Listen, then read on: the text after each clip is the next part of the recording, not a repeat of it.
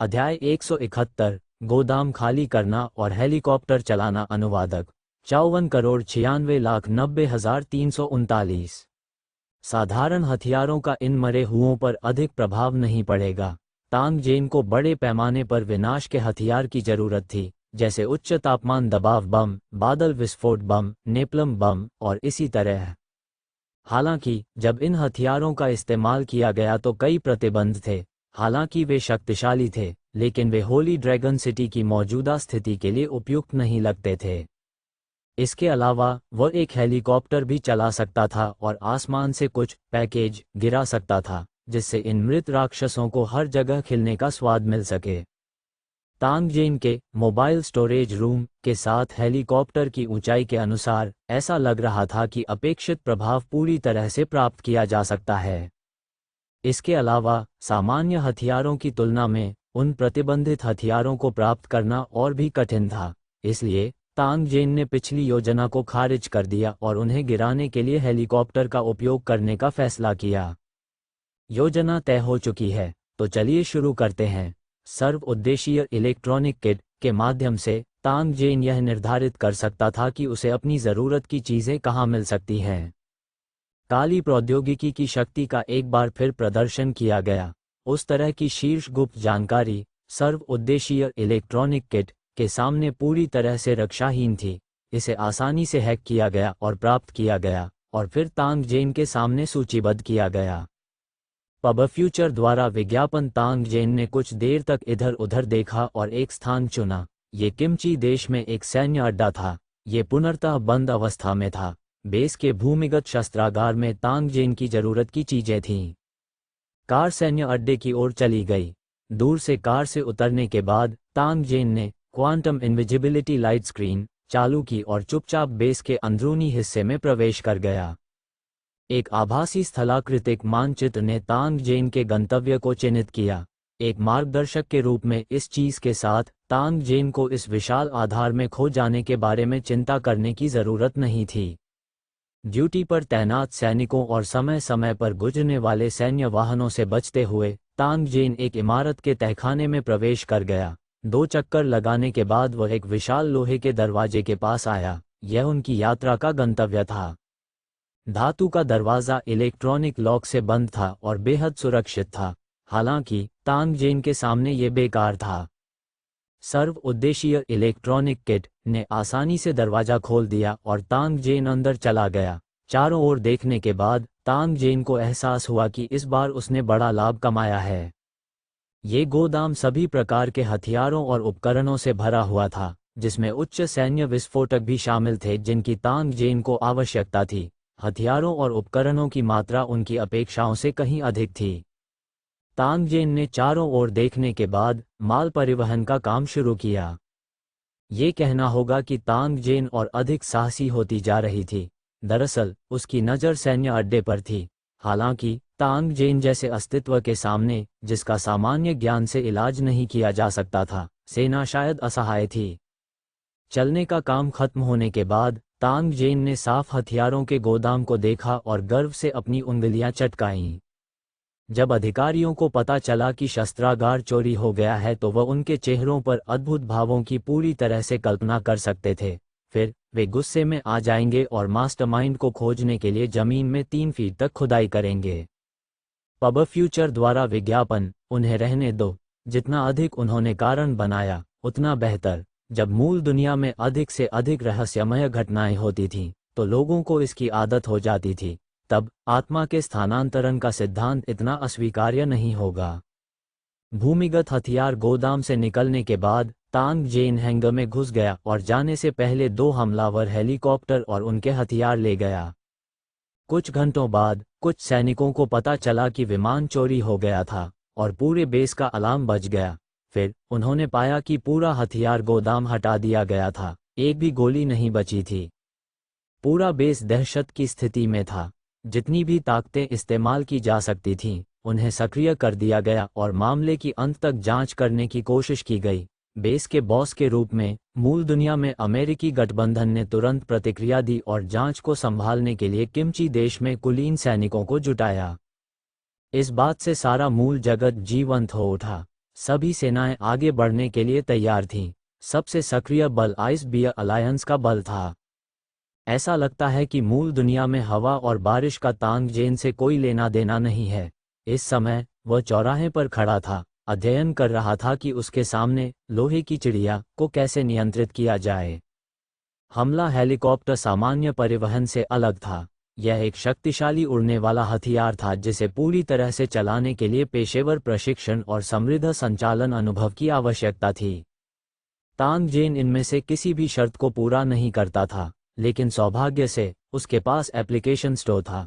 ऐसे एप्लीकेशन थे जो डाउनलोड करने में उसकी समस्या का समाधान कर सकते थे। सर्व उद्देशीय सहायक नियंत्रक, इसकी मदद से आप अंतरिक्ष यान भी चला सकते हैं। डाउनलोड लागत 50,000 सोने के सिक्के। यह एप्लीकेशन तांग जेन की परेशानियों को पूरी तरह से हल कर सकता है, लेकिन 50,000 सोने के सिक्कों की कीमत उसके लिए अस्वीकार्य थी। कुछ समय तक खोजने के बाद अंततः उन्हें एक ऐसा एप्लीकेशन मिला जो उनके लिए उपयुक्त था। विमान पायलट सहायक शुरुआती, इसकी सहायता से आप मूल दुनिया के किसी भी विमान को चला सकते हैं। डाउनलोड लागत 5,000 सोने के सिक्के। जब तांग जेन ने ये देखा तो उसने एक संतुष्ट मुस्कान दी। कीमत अधिक नहीं थी और यह मौजूदा समस्या का समाधान कर सकती थी। यही होगा। इसे डाउनलोड करने और इंस्टॉल करने के बाद तांग जेन सशस्त्र हेलीकॉप्टर पर कूद गया और निर्देशों के अनुसार इसे संचालित करना शुरू कर दिया। जब तांग जेन ने कोई गलती की तो एप्लीकेशन स्वचालित रूप से इसे ठीक कर देगा ताकि यह सुनिश्चित हो सके कि हर कार्रवाई सही मानकों पर पहुंचे। यह विमान बड़े कैलिबर तोपखाने और कई रॉकेटों से सुसज्जित था। मूल दुनिया के युद्ध क्षेत्र में यह निश्चित रूप से युद्ध के मैदान पर एक सुपर हत्यारा था। हालांकि अगर इसका इस्तेमाल चौंकाने वाली संख्या और शक्तिशाली मरे से निपटने के लिए किया जाता तो इसका ज्यादा प्रभाव नहीं पड़ता। सौभाग्य से तांग जेन ने लाशों की दौड़ से निपटने के लिए इस चीज का उपयोग करने की योजना नहीं बनाई थी। उन्होंने इसका इस्तेमाल केवल उड़ते हुए वाहन को रोकने के लिए किया था। गोला बारूद को संशोधित करने और इसे अपने भंडारण स्थान में संग्रहीत करने के बाद तांग जेन ने ताई सेन और कियान लोंग को आकाश में उड़ने की भावना का अनुभव कराने के लिए बुलाया।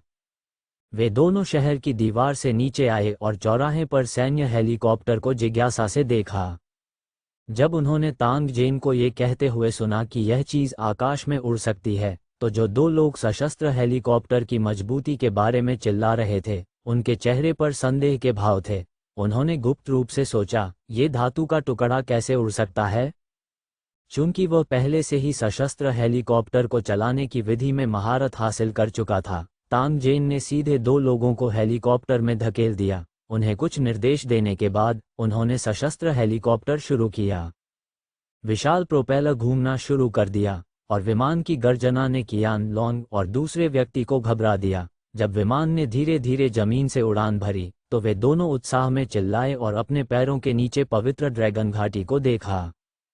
जब शहरवासियों ने भगवान को, लोहे के पक्षी को ऊंचे और ऊंचे चलाते हुए देखा तो वे एक सुर में जयकार करने लगे। जबकि वे ईर्ष्यालु थे, वे इस बात से भी डरते थे कि नगर स्वामी और अन्य लोग आकाश से गिर पड़ेंगे। सौभाग्य से ऐसी स्थिति नहीं बनी। सिटी लॉर्ड और बाकी लोग भी ऊंचे और ऊंचे, दूर और दूर तक उड़ते रहे। जब उन्होंने पवित्र ड्रैगन शहर की दीवारों के ऊपर से उड़ान भरी तो स्थिति के बारे में जानने वाले सैनिक फिर से खुश हो गए। छोटा जिमी चिल्लाता भी रहा कि वह ऊपर जाना चाहता है, लेकिन बोन कैट और अन्य सैनिकों ने उसे कई बार लात मारी। साथ ही उन्होंने शाप दिया, नगर प्रभु कौन है, चाहे वह कितनी भी ऊंची उड़ान भर ले, वह गिरकर मरने से नहीं डरता। तुम उसका पीछा क्यों कर रहे हो? भाड़ में जाओ। शहर की दीवार से बाहर निकलने के बाद जो दृश्य में आया वह ज़ोंबी राक्षसों की घनी भीड़ थी। आसमान में सैन्य हेलीकॉप्टर को देखकर वे बेचैनी से दहाड़ने लगे। ज़ॉम्बी रेस के कुछ लोग तो हेलीकॉप्टर को पकड़ने की कोशिश में 20 मीटर से भी अधिक ऊंची छलांग लगा गए।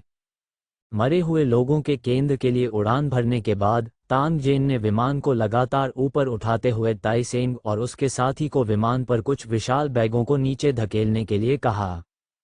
बूम, स्विश, एक गगनभेदी विस्फोट सुना गया। तांग जेन द्वारा संशोधित सुपर क्लस्टर बम के विस्फोट के बाद एक शॉकवेव जो नग्न आंखों से दिखाई दे रही थी, फैल गई। इस शॉकवेव की सीमा के भीतर सभी मृत सड़े हुए मांस के ढेर में बदल गए। पब फ्यूचर द्वारा विज्ञापन को फायदान आपके लिए और अधिक अध्याय लाने में सहायता के लिए हमारा समर्थन करें। संपर्क करें टॉस साइट मैप दान करें। अध्याय 172। अध्याय 170। मरे हुए लोगों का पीछे हटना, कीट डाकुओं की लूटपाट। अनुवादक 54,96,90,339 तेज आवाज से शव के सभी परिजन घबरा गए। वे अपने हृदय की बेचैनी को प्रकट करने के लिए पागलों की तरह चिल्लाने लगे। पैराशूट के साथ एक विशाल पैकेज आसमान से गिरा, तलवार ढाल वाले भूत सैनिकों के एक समूह के बीच में भारी मात्रा में उतरा। हमलावर हेलीकॉप्टर को तेजी से ऊपर उड़ते देख भूत सैनिक गुस्से में दहाड़ने लगे और पैकेज पर हमला कर दिया। हालांकि ये कृपाण ढाल भूत सैनिक केवल कुछ ही वार करने में सफल रहे, इससे पहले कि वे हवा की भीषण लहर में समा गए, यहाँ तक कि उनके आसपास मौजूद अनगिनत कृपाण ढाल भूत सैनिकों को भी नष्ट कर दिया गया। क्लस्टर बमों की शक्ति को देखने के बाद वे तीनों चकित रह गए, विशेषकर आकाश के दृष्टिकोण से। दृश्य प्रभाव और भी मजबूत था। अनगिनत मरे लोगों को सदमे की लहर से आकाश में उड़ते हुए देखकर वे तीनों खून से उबल रहे थे। ये देखकर कि हमले का प्रभाव बहुत अच्छा था, तांग जेन उत्साहित हो गए और उन्होंने विमान पर एक के बाद एक क्लस्टर बम फेंके। गिरते हुए बड़े पैकेज का प्रभाव, जिसका वजन सैकड़ों किलोग्राम था, मरे हुए को आसानी से मांस पैटीज में तोड़ सकता था। हालांकि वहां लाशों की दौड़ बहुत थी, विस्फोट की शक्ति बहुत भयानक थी। यह आत्म विनाशकारी बम की शक्ति से कमतर नहीं था। लाशों की दौड़ के ये सदस्य विरोध करने में असमर्थ थे और केवल सभी दिशाओं में भाग सकते थे। जमीन पर अधिक से अधिक विशाल गड्ढे थे और राक्षसों के अवशेषों ने बजरी के मैदान को ढक दिया था। तांग जेन द्वारा सभी क्लस्टर बम फेंकने के बाद होली ड्रैगन सिटी के सामने कोई ज़ोंबी राक्षस नहीं था। अब जबकि मरी हुई सेना पीछे हट गई है, युद्ध की लूट का माल काटने का समय आ गया है। पब फ्यूचर द्वारा विज्ञापन। ताई सेंग ने अपनी वॉकी टॉकी निकाली और शहर की दीवार पर सैनिकों को नीचे आकर युद्ध के मैदान को साफ करने के लिए सूचित किया। दूसरी ओर तांग जेन ने हमलावर हेलीकॉप्टर का संचालन किया और बजरी के मैदान पर उतरने से पहले 2 और चक्कर लगाए। वे तीनों विमान से कूद गए और उच्च स्तरीय मरे हुए लोगों के दिमाग इकट्ठा करना शुरू कर दिया। तांग जेन ने उस बजरी पर कदम रखा जिसका धुआं अभी तक नहीं निकला था। उसने एक लाश सेंचुरियन का मस्तिष्क हटा दिया और दूसरे राक्षस का मस्तिष्क इकट्ठा करने ही वाला था कि उसे दूर से घोड़े की टापों की आवाज जैसी आवाज सुनाई दी। तांग जेन ने आवाज की दिशा में देखा तो देखा कि लगभग 100 लोग युद्ध के घोड़ों पर सवार थे और वे उसकी दिशा में सरपट दौड़ रहे थे। लोगों का ये समूह मरे हुए लोगों की लाशों से भरे क्षेत्र में प्रवेश करने के बाद तुरंत अपने घोड़ों से नीचे कूद गया और मस्तिष्क के मोतियों को तेजी से इकट्ठा करना शुरू कर दिया। उन्होंने तांग जेन को बिल्कुल भी अपनी आंखों में नहीं डाला। तांग जेन शुरू में चौंका था। धीरे धीरे आगे बढ़ने से पहले वह मुस्कुराया और अपना सिर हिलाया। दोस्त, जब तुम लोग मस्तिष्क के मोतियों को इकट्ठा कर लो तो उन सभी को यहाँ रख दो। तांग जेन ने अपने पैरों के नीचे की जमीन की ओर इशारा किया और उन लोगों से बात की। उनके चेहरे पर अत्यंत गंभीर भाव थे। इन लोगों के कपड़ों के माध्यम से तांग जेन ने पहचान लिया कि वे कुख्यात कीट चोर थे जो वर्तमान में उसका फायदा उठा रहे थे। तांग जेन के शब्दों को सुनने के बाद इन कीट डाकुओं ने एक दूसरे की ओर देखने का दिखावा किया। फिर वे बिना किसी रोक टोक के बेतहाशा हंसने लगे। बहुत देर तक हंसने के बाद एक डाकू ने तांग जेन की ओर इशारा किया और डांटा, क्या तुम्हारे दिमाग में कुछ गड़बड़ है? क्या ऐसा हो सकता है कि ये मृत राक्षस आपके परिवार के हों, इसलिए आप हमें उनके दिमाग इकट्ठा नहीं करने देंगे? तांग जेन ने ओह के साथ उत्तर दिया, जिसके बाद उसने एक खाली भाव दिखाया और पूछा, लेकिन मैंने उन्हें मार डाला, क्या वे मेरे नहीं होने चाहिए? कीट चोर फिर से बेतहाशा हंसे और तांग जेन को देखने वाली आंखें तिरस्कारपूर्ण हो गईं। अपनी माँ को चोदो, तुम क्या सोचते हो कि तुम हो? और तुमने उन सभी को मार डाला। तुमने उन्हें कैसे मारा? क्या तुम पाद रहे हो? उससे बात करने का क्या मतलब है? बस उसे चाकू से काट डालो। कीट चोर एक के बाद एक बोलते गए। उन्होंने तांग जेन को बिल्कुल भी अपनी नज़रों में नहीं रखा। उन्होंने इस बात पर भी चर्चा की कि उसके सामने मनोरंजन के लिए उसे कैसे प्रताड़ित किया जाए और मार डाला जाए। जब कीड़े चोरों ने दूर से तेज आवाज सुनी तो वे देखने के लिए अपने घोड़ों पर दौड़ पड़े। अंत में उन्होंने तांग जेन द्वारा राक्षसों को उड़ाने का दृश्य नहीं देखा। इसके बजाय उन्होंने जमीन पर मृत राक्षसों की लाशें देखीं और उनमें कुछ उच्च स्तरीय राक्षस भी थे। बग चोरों को इस बात में कोई दिलचस्पी नहीं थी कि इन मृत राक्षसों की मौत किस कारण से हुई, वे केवल दिमाग में रुचि रखते थे। जब तक कोई मूर्ख नहीं होता उसे पता होता कि इसका मतलब बहुत बड़ा भाग्य है। कीट डाकू जो हमेशा हत्या और डकैती करके अपना जीवन यापन करते थे, स्वाभाविक रूप से भाग्य बनाने का यह अवसर नहीं जाने देंगे।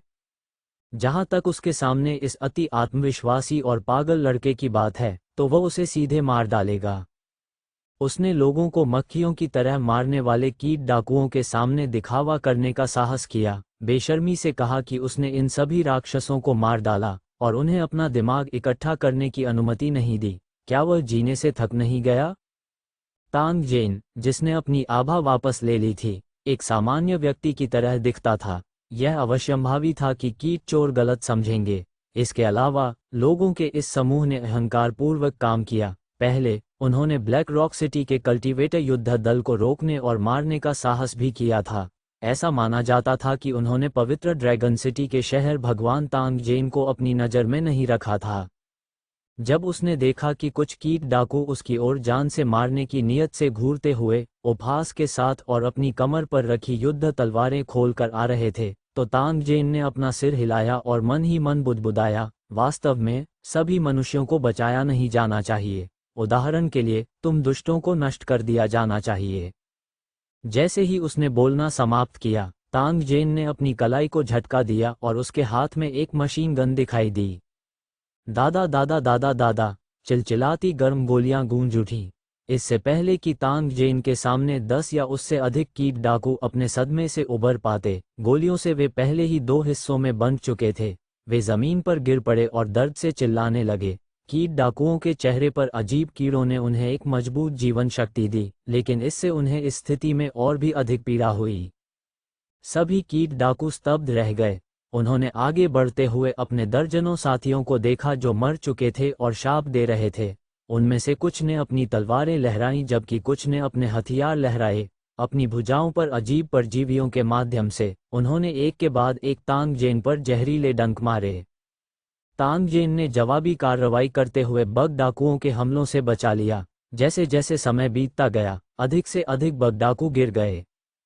कियान लोंग और ताई सेंग भी वहां पहुंचे थे। उन दोनों के पास स्वचालित राइफलें थीं और वे वर्तमान में अलग अलग दिशाओं से हमला करते हुए बग डाकुओं के जहरीले डंक से बच रहे थे।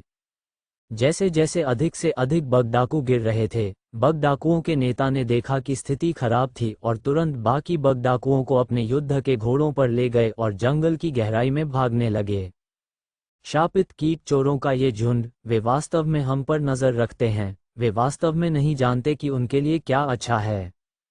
कियान लोंग ने एक कीट भक्षी के सिर पर गोली चलाने से पहले मुंह में लार थूक दी, जो छिपकर हमला करने की कोशिश कर रहा था। फिर वह तांग जेन की ओर मुड़ा और कहा, ये कीट चोर सबसे बेशर्म हैं। वे कुछ भी कर सकते हैं। चूंकि हमने आज शत्रु बना लिए हैं, भविष्य में हम उनसे परेशान होंगे। उनसे बचाव करना असंभव है। ताई सेन के चेहरे पर भी सहमति की झलक थी और उसके चेहरे पर घृणा कियान लोंग की तरह ही थी। किसी भी घुमक्कड़ को मानव जाति की काली भेड़ों, कीट चोरों के बारे में अच्छी धारणा नहीं होगी। ये कहना अतिशयोक्ति नहीं होगी कि हर कोई उन्हें मार डालना चाहता था। तांग जेन ने उन बग चोरों को उदासीनता से देखा जो दूर और दूर भाग रहे थे। उसने सिर घुमाकर पूछा, चूंकि कीड़े मकोड़े चोर इतने घृणित हैं, तो क्या कोई उन्हें नष्ट नहीं करना चाहता? ऐसा नहीं है कि मैं उन्हें खत्म नहीं करना चाहता, बल्कि ये लोग बहुत गुप्त हैं और कोई नहीं जानता कि उनका घोंसला कहाँ है। ब्लैक रॉक सिटी सहित सभी ने बग डाकुओं का शिकार करने की कोशिश की थी। अंत में न केवल उन्हें अपना घोंसला नहीं मिला, बल्कि उन्होंने काफी संख्या में लोगों को हताहत भी किया। इसलिए उसके बाद किसी ने भी इन बग डाकुओं पर ध्यान नहीं दिया, जिससे वे और अधिक अहंकारी हो गए। बोलते समय कियान लोंग का चेहरा अफसोस से भर गया। उसके हाव भाव से ऐसा लग रहा था मानो वह कीट चोरों से बेहद नफरत करता हो। तांग जेन को नहीं पता था कि कियान लोंग को कीट डाकुओं से किस तरह की शिकायत थी। हालांकि ये लोग उसका फायदा उठाने आए थे और उनकी इतनी खराब प्रतिष्ठा थी। यदि तांगजेन ने उनके साथ व्यवहार नहीं किया तो यह उनके चरित्र के अनुरूप नहीं होगा। इसके अलावा वह कई वर्षों तक डाकू रहा था। इन कीट डाकुओं ने बहुत धन इकट्ठा किया होगा। तांगजेन भाग्य बनाने का ऐसा अवसर कैसे चूक सकता था। आप दोनों पहले हवाई जहाज पर चढ़ें, हम कुछ चीजें लेने के लिए शहर वापस जाएंगे और फिर हम उन कमीनों से मिलने के लिए जंगल में जाएंगे। पब फ्यूचर द्वारा विज्ञापन को दान आपके लिए और अधिक अध्याय लाने में सहायता के लिए हमारा समर्थन करें। संपर्क करें टॉस साइट मैप दान करें। अध्याय 173। अध्याय 171। बगचोर खोद गोदी टोही। अनुवादक 54,96,90,339। तांगजेन की गति बेहद तेज थी। चूंकि वह इन कीट चोरों को छोड़ना नहीं चाहता था, इसलिए स्वाभाविक रूप से वह कोई समय बर्बाद नहीं करेगा। एक बार जब ये साथी मानचित्र से गायब हो गए तो यह अज्ञात होगा कि वह फिर से उनके निशान कब पकड़ पाएगा। उनकी आपूर्ति को फिर से भरने के बाद हमला करने वाला हेलीकॉप्टर तेजी से निकला और सीधे जंगल की गहराई में उड़ गया। इस समय बगचोर पहले ही मानचित्र की प्रदर्शन सीमा से बाहर हो चुके थे। सौभाग्य से विमान की गति काफी तेज थी। बगचोरों को मानचित्र पर फिर से प्रकट होने में अधिक समय नहीं लगा। हालांकि तांगजेन को पता चला कि जिस स्थान पर ये लोग आगे बढ़ रहे थे वह वास्तव में एक विशाल झील थी। विमान चलाते समय तांगजेन इन कीट चोरों को बिना पलक झपकाए देखता रहा। वह देखना चाहता था कि वे झील के किनारे क्या कर रहे हैं। क्या ऐसा हो सकता है कि उनका घोंसला झील में था? यह एक अच्छा स्थान था जिसके बारे में कोई अनुमान नहीं लगा सकता था, लेकिन वे पानी के भीतर कैसे प्रवेश करने और रहने वाले थे? थोड़ी देर तक देखने के बाद तांगजेन ने देखा कि सभी बगचोर अपने घोड़ों से कूद गए थे। फिर उन्होंने अपनी जेबों से 2 अर्धवृत्ताकार वस्तुएं निकालीं। उनमें से एक को युद्ध के घोड़े के मुंह पर रखा गया था, जबकि दूसरे को उनके अपने मुंह पर रखा गया था। तांगजेन ने मानचित्र पर जूम इन किया, तभी उसे पता चला कि वे अर्धवृत्ताकार वस्तुएं वास्तव में अनगिनत जालों वाले घृणित कीड़े थे। फिर कीट चोरों ने अपने घोड़ों का नेतृत्व किया और बजरी से भरे किनारे से झील में चले गए। वे बिना किसी निशान के तुरंत गायब हो गए। पानी की सतह पर केवल हल्की लहरें रह गईं। पब फ्यूचर द्वारा विज्ञापन, तो यह ऐसा ही है। इसमें कोई आश्चर्य नहीं कि हम इसे नहीं पा सके। इसके अलावा वह अर्धवृत्ताकार कीट जो अपना मुंह ढकता है, उसमें पानी के भीतर ऑक्सीजन प्रदान करने की क्षमता होनी चाहिए। इन चीजों का पता लगाने के बाद तांगजेन को एक विचार आया कि क्या करना है। कियान लोंग और दूसरे आदमी से बात करने के बाद वह पवित्र ड्रैगन सिटी लौट आए। कीट चोरों का घोंसला झील के नीचे स्थित था और उन्हें सही स्थिति का पता नहीं था। इसलिए तांगजेन ने अकेले जाने और यह पता लगाने की योजना बनाई कि क्या हो रहा था। ये कियानलांग और अन्य 2 के अनुसरण के लिए उपयुक्त नहीं था। पवित्र ड्रैगन सिटी लौटने के बाद तांगजेन ने विमान को शहर की दीवार पर खड़ा किया और बगचोरों की मांद की ओर जाने का फैसला किया। अनजाने में उसने पवित्र ड्रैगन शहर के सैनिकों को शहर की दीवारों पर चढ़ने और उतरने के लिए संघर्ष करते देखा। तांगजेन ने एक पल के लिए सोचा और शहर की दीवारों पर शहर के द्वार खोलने के विचार का विरोध किया। शहर के द्वार खोलने हैं या नहीं, इस पर विचार करने से पहले तब तक इंतजार करना बेहतर था जब तक कि मरे हुए नस्ल और शिकारी कुत्तों का खतरा पूरी तरह से हल न हो जाए। उस स्थान पर पहुंचने के बाद जहां उन्होंने कीट डाकुओं से लड़ाई की थी, तांगजेन ने पवित्र ड्रैगन शहर के सैनिकों का अभिवादन किया और कीट डाकुओं के शवों में से एक की खोज करने के लिए झुक गए। उसने तुरंत उस अर्धवृत्ताकार कीट को ढूंढ निकाला जो पानी से भरी एक बोतल में रखा हुआ था। यह अभी भी उसके हाथ में बिना रुके संघर्ष कर रहा था। इसके अलावा तांगजेन ने उन कीड़ों का भी अध्ययन किया जो बाह और चेहरे पर परजीवी हो सकते हैं, जो बगचोरों का प्रतीक है। अफसोस की बात है कि ये 2 प्रकार के कीड़े पहले ही मर चुके थे। ऐसा लगता था कि वे कुछ ऐसी चीज थे जो उपयोगकर्ता के जीवन पर निर्भर थी। जब तांगजेन कीट का अध्ययन कर रहा था, ताइसेंग और अन्य लोग युद्ध के घोड़ों के एक बड़े ढेर के बारे में चिंतित थे। यह एक अच्छी बात थी और पैसे से भी इसे नहीं खरीदा जा सकता था। हालांकि पवित्र ड्रैगन सिटी की शहर की दीवारें बहुत ऊंची थीं और इसे घाटी में लाने के लिए बहुत प्रयास करना होगा। पुरुषों का एक समूह इस बात पर चर्चा कर रहा था कि युद्ध के घोड़ों को अंदर कैसे लाया जाए। तांग जेन ने ये सुनने के बाद शहर की दीवार पर हेलीकॉप्टर की ओर इशारा किया और कहा, आपको चिंता करने की ज़रूरत नहीं है, उस चीज़ से मैं एक हाथी को भी अंदर ला सकता हूँ। ताई सेंग और अन्य लोग ये सुनकर बहुत खुश हुए और उन्होंने तांग जेन से युद्ध के घोड़ों को जल्दी से पवित्र ड्रैगन घाटी में लाने का अनुरोध किया। अगर वे बच गए तो उन्हें बहुत बड़ा नुकसान होगा। तांग जेन ने मूल रूप से इसके बाद कीट चोरों की मांद की ओर जाने की योजना बनाई थी, लेकिन ताई सेन के अनुरोध को सुनने के बाद उसे लगा कि वह कुछ ज़्यादा ही अधीर है। इस प्रकार उन्होंने सिर हिलाया और कहा कि वह इसका ख्याल रखेंगे। हालांकि उससे पहले उन्हें कुछ तैयारी करनी पड़ी। अगर वे इन युद्धपोतों को ले जाने के लिए सैन्य हेलीकॉप्टरों का उपयोग करना चाहते हैं तो उन्हें एक उपयुक्त पिंजरे की आवश्यकता होगी। होली ड्रैगन सिटी में वर्तमान में कोई नहीं था, इसलिए उन्हें इसे खोजने के लिए मूल दुनिया में जाना पड़ा। तांग जेन ने गोदी में कंटेनर को अपने लक्ष्य के रूप में चुना। ऐसा इसलिए था क्योंकि कंटेनर का आकार बिल्कुल सही था। इससे उसे हर जगह इसे ढूंढने की परेशानी से भी छुटकारा मिल गया। अपनी मूल दुनिया में वापस टेलीपोर्ट होने के बाद तांग जेन सीधे एक कार को गोदी में ले गया। गोदी के पास एक छिपे हुए स्थान पर उसने क्वांटम स्टील्थ लाइट कर्टेन को सक्रिय किया और सीधे गोदी में कंटेनर भंडारण की स्थिति में चला गया। इस बार उसका लक्ष्य एक कंटेनर था, इसलिए उसे इसे खोलकर सामान का निरीक्षण करने की कोई जरूरत नहीं थी। एक छिपा हुआ स्थान मिलने के बाद तांग जेन ने एक उपयुक्त आकार का एक कंटेनर रखा। पूरी प्रक्रिया बेहद आसान थी। जब तांग जेन ने देखा कि उसने अपना व्यवसाय समाप्त कर लिया है तो वह टावर की दुनिया में वापस टेलीपोर्ट हो गया। हालांकि तांग जेन को यह नहीं पता था कि जैसे ही उसने कंटेनर इकट्ठा किया, गोदी में एक छिपे हुए कमरे से तत्काल अलार्म की एक श्रृंखला बजने लगी।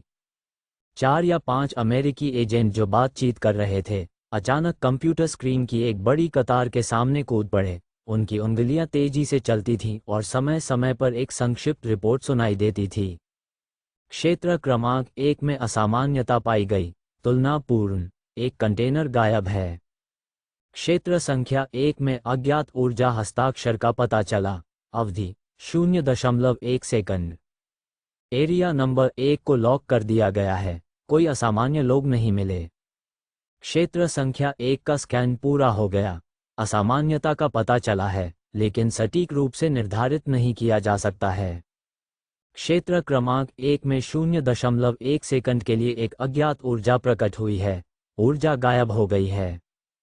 उसी समय पूरी तरह से हथियारों से लैस अमेरिकी सैनिकों का एक समूह भूतों की तरह दिखाई दिया और जल्दी से तांग जेन की पिछली स्थिति को घेर लिया। हालांकि तांग जेन पहले ही दूर टेलीपोर्ट हो चुका था, इसलिए वे स्वाभाविक रूप से चूक गए।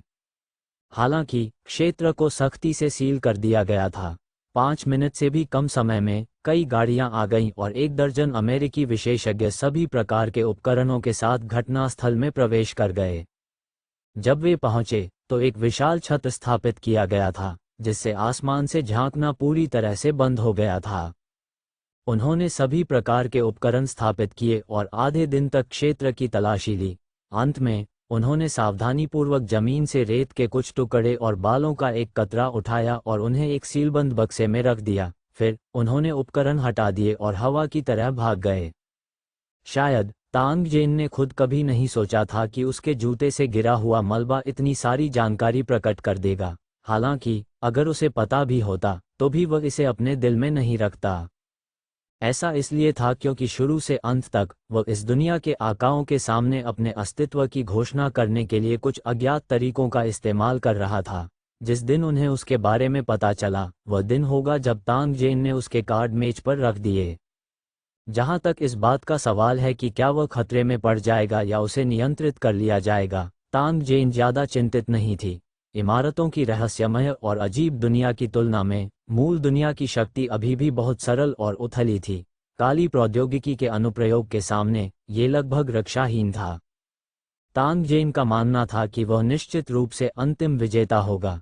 इसके अलावा शुरू से ही उनका इरादा अपनी मूल दुनिया को लाभ पहुंचाने का था। वह नेक रास्ते पर चल रहा था, तो डरने की क्या बात थी। होली ड्रैगन सिटी लौटने के बाद तांग जेन और अन्य लोगों ने स्टील के तार की रस्सी को कंटेनर से बांध दिया और इसे यू आकार के बोल्ट से सुरक्षित कर दिया ताई सेंग और योद्धाओं ने युद्ध के घोड़ों को कंटेनर में घुसा दिया और दरवाजा मजबूती से बंद कर दिया। फिर तांग जेन ने हेलीकॉप्टर शुरू किया और युद्ध के घोड़ों को पवित्र ड्रैगन वैली में फहराया। युद्ध के घोड़े समाप्त होने के बाद तांग जेन ने मात्र वृक्ष के पोषण को बढ़ाने के लिए उच्च स्तरीय ज़ोंबी लाशों का एक समूह भी फहराया, जो अभी अभी स्तर 2 तक आगे बढ़ा था। सभी के पवित्र ड्रैगन सिटी लौटने से पहले शाम तक वे अपने आप में व्यस्त रहे। तांग जेन ने विमान को शहर की दीवार पर फेंक दिया और तुरंत आज की फसल देखने के लिए बाहर भागा। शहर की दीवार पर विश्राम कक्ष में कियान लोंग और ताई सेंग ने चौड़ी आंखों से जमीन पर चमड़े के थैलों के ढेर को देखा। चमड़े का थैला खोलकर और मुट्ठी भर चमचमाते दिमागों को पकड़कर ताई सेंग और कियान लोंग ने एक दूसरे को देखा और जोर से हंसे। इन लाभों के साथ सिटी लॉर्ड को अंततः अब अपने मस्तिष्क के बारे में चिंता करने की जरूरत नहीं है। हे, यह सही है। हमें पूरे दिन उसके बदसूरत चेहरे को देखने की जरूरत नहीं है। ये सब इस लानत मस्तिष्क के कारण है। तांग जेन, जिसने अभी अभी दरवाजे में प्रवेश किया था, यिंगलुओ पब फ्यूचर द्वारा विज्ञापन को फायदान आपके लिए और अधिक अध्याय लाने में सहायता के लिए हमारा समर्थन करें। संपर्क करें तो साइट मैप दान करें। अध्याय 174 झील का तल। एक अनुवादक 54,96,90,339। जब उन तीनों ने मस्तिष्क के मोतियों की गिनती पूरी कर ली, तांग जेन का चेहरा अकल्पनीय खुशी से भर गया। उसने मस्तिष्क के मोतियों को अपने भंडारण स्थान में रख दिया और 1000 ड्रैगन ताई सेन से कहा, जिनके हाथ ऐंठने वाले थे, मैं आज बहुत खुश हूँ, चलो पीते हैं। वे दोनों बहुत खुश हुए और उन्होंने तुरंत सैनिकों को शराब लाने के लिए गोदाम तक जाने का आदेश दिया। साथ ही वे एक गाड़ी में मांस, आंतें और अन्य चीजें भी ले आए जो उन्हें पिछली बार कंटेनर से मिली थीं। चूंकि वे दाखमधु पीने जा रहे थे, इसलिए उन्हें अपने मन की संतुष्टि तक पीना चाहिए। मूल रूप से थके हुए सैनिकों ने तुरंत तांग जेन द्वारा लाए गए 2 पिकअप ट्रकों को खुशी से चलाया और सीधे होली ड्रैगन शहर के गोदाम की ओर भागे। वे उस गोदाम से भोजन और शराब की 2 गाड़ियां ले गए, जिसका प्रभारी मुरोंग जियान था, और तुरंत वापस भाग गए।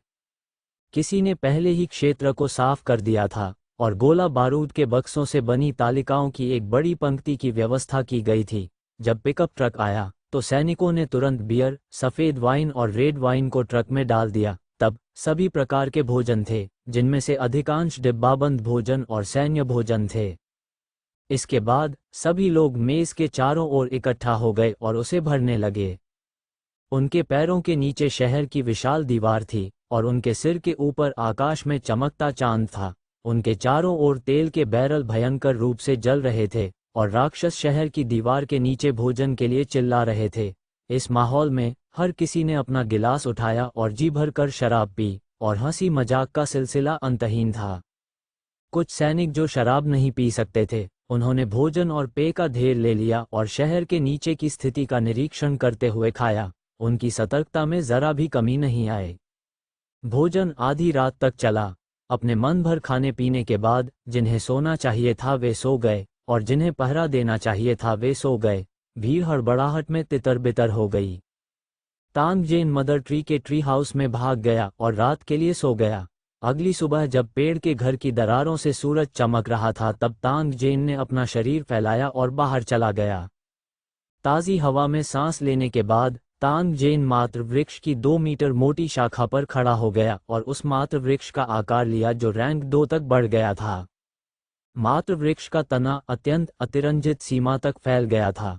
तांग जेन ने अनुमान लगाया कि इसका व्यास कम से कम 20 मीटर था, जो बेहद शानदार था। पब फ्यूचर द्वारा विज्ञापन मात्र वृक्ष के नीचे बैठकर समय समय पर शाखाओं और पत्तियों से प्रकाश के टुकड़े गिरते हुए देखे जा सकते थे, जो एक असाधारण सुंदरता थी।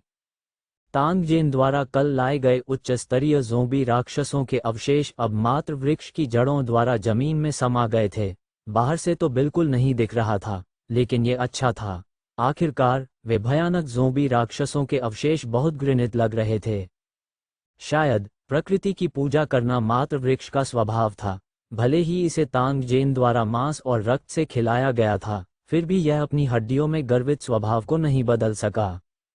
वर्तमान में मात्र वृक्ष के 1 मील के दायरे में जमीन 1 इंच लंबी हल्की हरी घास से ढकी हुई थी। एक सपाट हरे कालीन की तरह नर्म और आरामदायक। समय समय पर वहां चमकीले फूलों के ढेर खिलते रहते थे और हवा में एक फीकी सुगंध बहती रहती थी।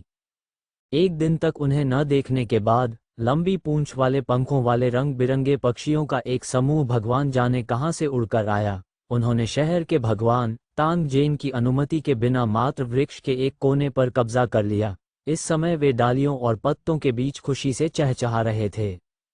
युद्ध के घोड़े जिन्हें कल पवित्र ड्रैगन घाटी में लाया गया था, अब मात्र वृक्ष के नीचे लॉन में मौज मस्ती कर रहे थे।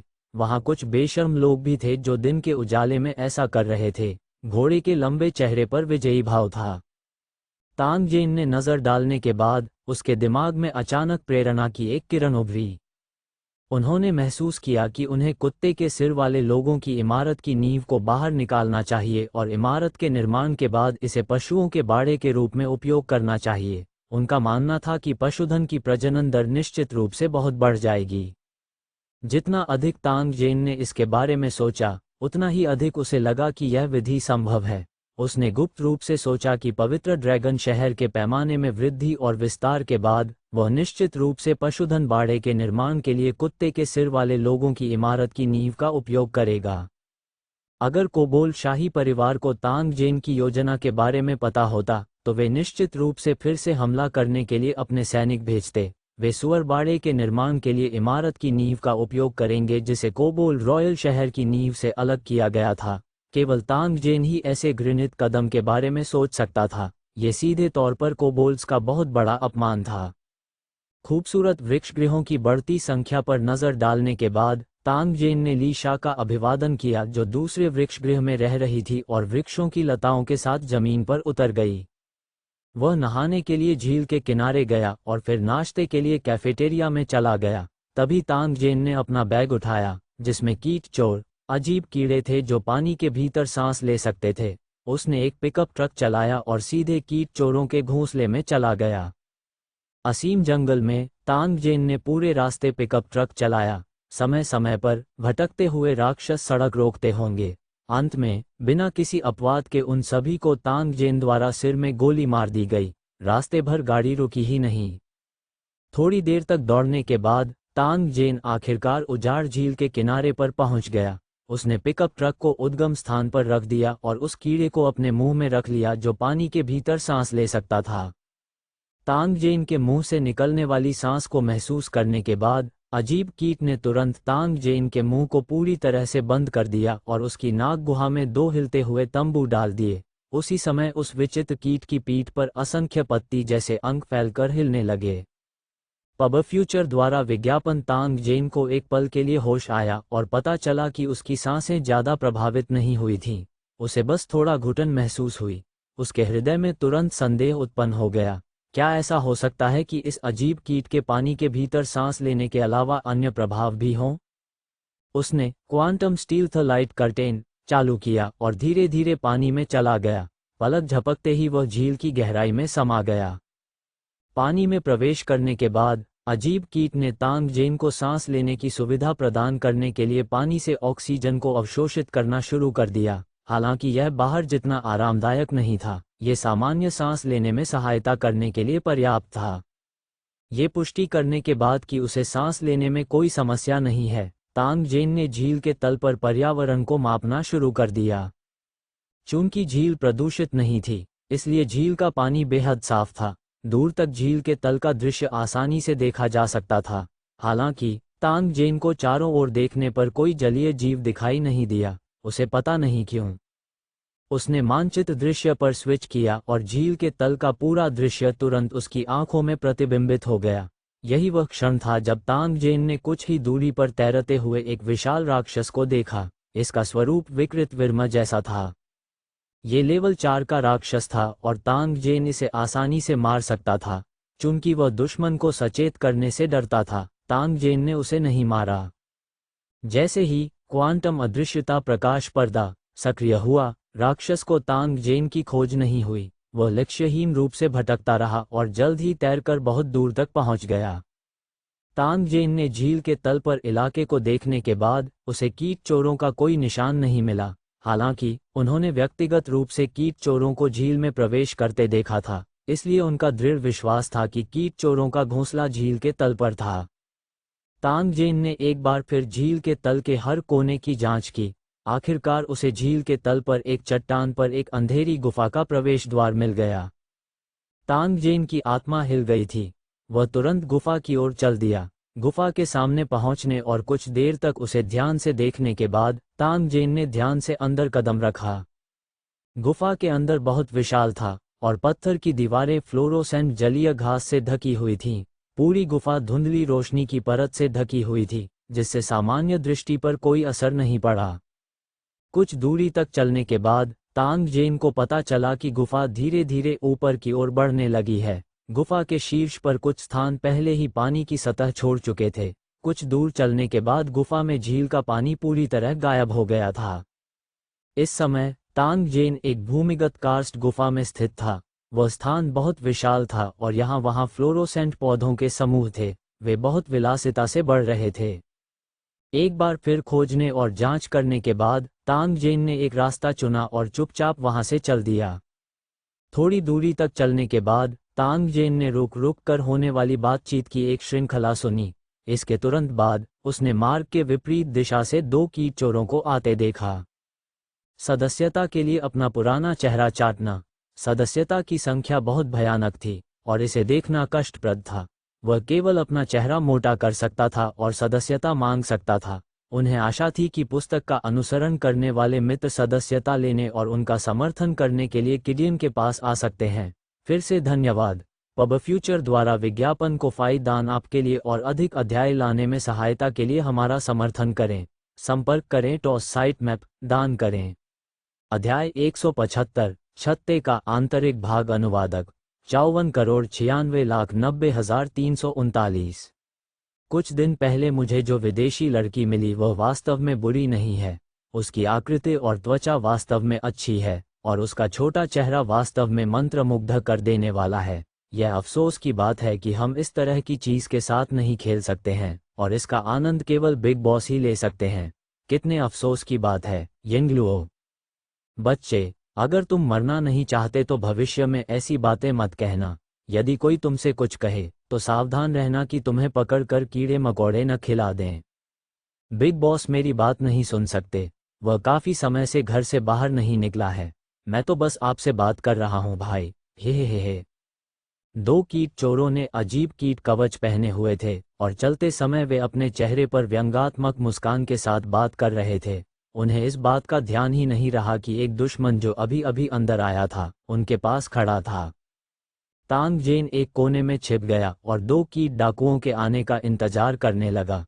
फिर उसने सीधे एक कीट डाकू की गर्दन तोड़ दी और धीरे से उसकी लाश को नीचे रख दिया।